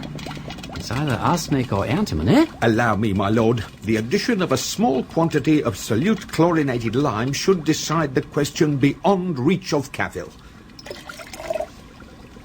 It's going. It's gone. It's all dissolved. That proves it's arsenic, all right. Well, of course it is arsenic, didn't I tell you? Is that all? Oh, isn't it enough? Well, it's not quite, but it's a long way towards it. Now, we already knew that Urquhart had a motive for killing Philip Boyes. Miss Murchison has provided us with a better one, and she has now also established that he had means, i.e. arsenic. All we need now is to prove opportunity. Personally, I find the dinner deeply suspicious in itself, but to convince a jury, I should prefer something better than a credo quia impossibile. Riddle me right and riddle me ree. We've overlooked something, that's all. Give me the statutory dressing gown, an ounce of shag, and I will undertake to dispose of that little difficulty in a brace of shakes. Arsenic. Let me see. Arsenic. They put arsenic in his meat and stared aghast to watch him eat. What's that? Houseman, ain't it? Shropshire lad, yes. A great Scott, of course! Good look, excuse me for a moment. What's got into old Wimsey? Well, who knows? Well, this has been very satisfactory. Apart from all personal considerations, I'd be far happier to see that oily-haired fellow in the dock than any woman. And if the force has made a mistake, the sooner it's put right, the better for all concerned. Charles, Freddy, Miss Murchison, Bunter, I know how it was done. Good Lord. Really? How? Well, I've still got to prove it. A secondary consideration, my lord. Thank you, Bunter.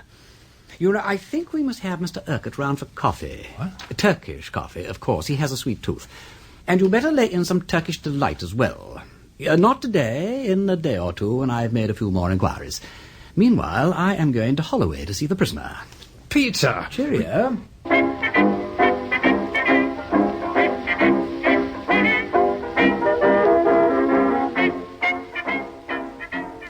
Then you won't marry me? No.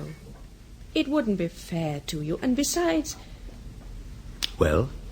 I'm frightened of it. One couldn't get away. I'll live with you, if you like, but I won't marry you. But that sort of thing doesn't always work. Dash it, all you ought to know. Oh, I'm sorry. Forgive me alluding to it and all that, but it's frightfully inconvenient. When one has as many rows as if one was married. I know that. But you could cut loose any time you wanted to. But I shouldn't want to. Oh, yes, you would. You've got a family and traditions, you know. Caesar's wife and that sort of thing. Last Caesar's wife. And as for the family traditions, they are on my side for what they're worth. Anything a Wimsey does is right, and heaven help the person who gets in the way. We've got a damned old family motto about it. I hold by my whimsy, and quite right, too. Who's to stop me? I suppose they can't stop you, but they can disapprove of me. I am working on that. My sister Mary has just become engaged to Chief Inspector Parker. What? Yes, I know he arrested you, but he's got a good side, too. The fact is, I'm hoping their betrothal will help to let Helen down by degrees. My sister-in-law, don't you know, most frightful snob. My brother Gerald won't give a damn one way or the other. Oh, he'll huff and puff a bit, but he won't care. Not so long as Helen doesn't nag him about it. It'll be all right. So you won't have to stink abroad with your impossible wife and live at obscure continental watering places like people in Victorian novels? Certainly not. They'll even forget I've had a lover? My dear child, they're forgetting that kind of thing every day. They're experts at it. And were supposed to have murdered him. And were triumphantly acquitted of having murdered him, however greatly provoked. Well, I won't marry you then. If people can forget all that, they can forget we're not married. Oh, yes, they could, but I couldn't, that's all. We don't seem to be progressing very fast with this conversation. I take it the general idea of living with me doesn't hopelessly repel you? No, but... Oh, it's all so preposterous. How can I say what I should or shouldn't do if I were free and certain of surviving? Why not? I can imagine what I should do, even in unlikely circumstances, whereas what happens to you in court next week really is a dead cert. Straight from the stables. Well, I can't. Oh, please do stop asking me. I don't know. I can't think. I can't see beyond the next few weeks. I only want to get out of this and be left alone. All right. All right, I won't worry you. Not fair, abusing my privilege and so on. You can't say pig and sweep out under the circs, so I won't offend you. As a matter of fact, I'll sweep out myself. Keep smiling.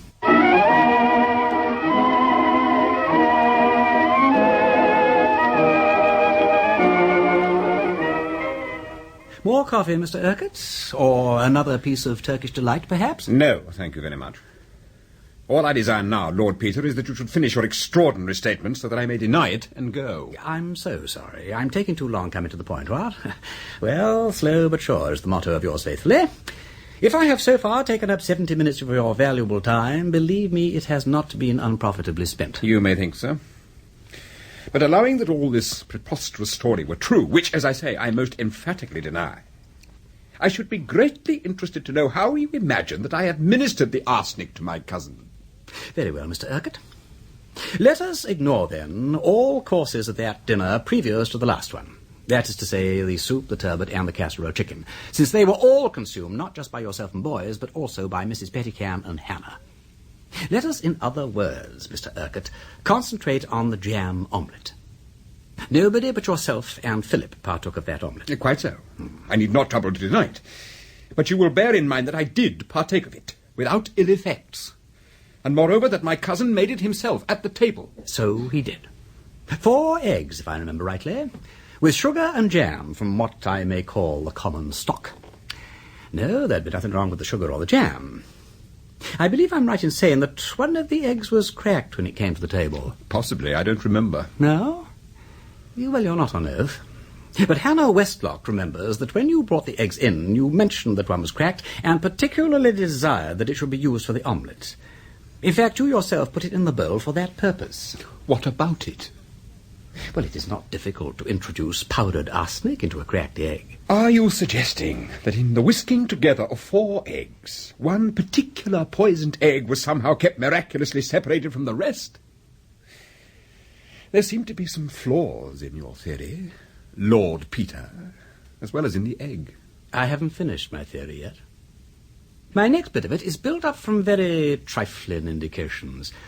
Your disinclination to drink at dinner, your complexion, a few nail parings I acquired from your manicurist, a snipping or so from your very well-kept hair. I put these together, add a packet of white arsenic from the secret cupboard in your office, rub the hands a little, so, and produce hemp, Mr. Urquhart, hemp. I don't understand you. Oh, you know, hemp. What they make ropes of. Great stuff, hemp. Yes, well, about the arsenic. As you know, it's not good for people in a general way, but there are some people, those tiresome peasants in Styria one hears so much about, for instance, who are supposed to eat it for fun. It improves their wind, so they say, and clears their complexions and makes their hair sleek. You must use solid arsenic, I understand, but if you do, and take a little bigger dose day after day, in time the doings, or what an old lady I knew in Norfolk called the tubes, get used to it. And you can take 6 or 7 grains at a time without so much as a touch of indigegas. Very interesting. Isn't it? Of course, you mustn't drink for 2 or 3 hours afterwards for fear of washing the beastly stuff into the kidneys and poisoning them. But if you're careful about that, you can more or less immunize yourself. Well, Mr. Urquhart, you have a nice, clear complexion, except that I notice the arsenic has pigmented the skin here and there. It does sometimes. And you've got sleek hair and so on. And you were careful not to drink at dinner. And as I say, I've been in touch with your manicurist and barber and got specimens from them and had them analysed and all that. And what do you think? They're bung full of arsenic. Suspicious, what? I can only suggest, Lord Peter, that you should be careful before you communicate this ludicrous theory to anybody. To give out that I am addicted to drug-taking habits is slander and criminal. It is quite true that I have for some time been taking a medicine which contains slight traces of arsenic. My doctor can furnish the prescription, and that may very likely have left a deposit in my skin and hair. But further than that, there is no foundation for this monstrous allegation. None? None. Then how is it that you have this evening consumed, without apparent effect, a dose of arsenic sufficient to kill 2 or 3 ordinary people? That disgusting sweetmeat on which you have been gorging yourself, in, I may say, a manner wholly unsuited to your age and position, is smothered in white arsenic. You ate it, God forgive you, an hour and a half ago. If arsenic can harm you, you should have been rolling about in agonies for the last hour. You devil! Couldn't you try to get up a few symptoms? Shall I bring you a basin or fetch the doctor? Does your throat burn? Is your inside convulsed with agony? It's rather late in the day, but with a little goodwill you could surely produce some display of feeling even now. You're lying. You wouldn't dare to do such a thing. It would be murder. Not in this case, I fancy. But I'm willing to wait and see. You! Ah, yes, I wouldn't use violence if I were you. Let the poisoner stick to his bottle. Besides, I'm armed. Pardon the melodrama. Are you going to be sick or not? You're mad. Don't say that.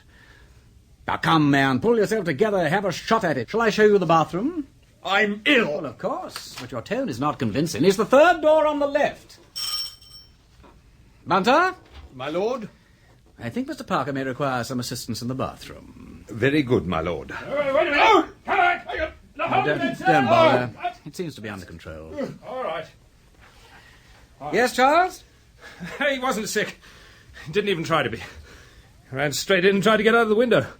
When he saw it was a 3-story drop, he charged out through the dressing-room door and ran slap-bang into my 2 constables. All right, Benson. You can take him downstairs. Yes, sir. By the way, Peter, I don't suppose you did actually poison him, did you? I mean, it doesn't seem to have hurt him, but it'll affect the doctor's report. No, I didn't, as a matter of fact. I only wanted to see how he'd react to the suggestion. There was a king reigned in the East, Charles, if I may quote Houseman again, who took every poison known to man so that nobody else could poison him. They put arsenic in his meat and stared aghast to watch him eat. They poured strychnine in his cup and shook to see him drink it up. I tell the tale that I heard told. Mithridates, he died old. But I doubt it, old Parker Bird, in this case. I doubt it very much.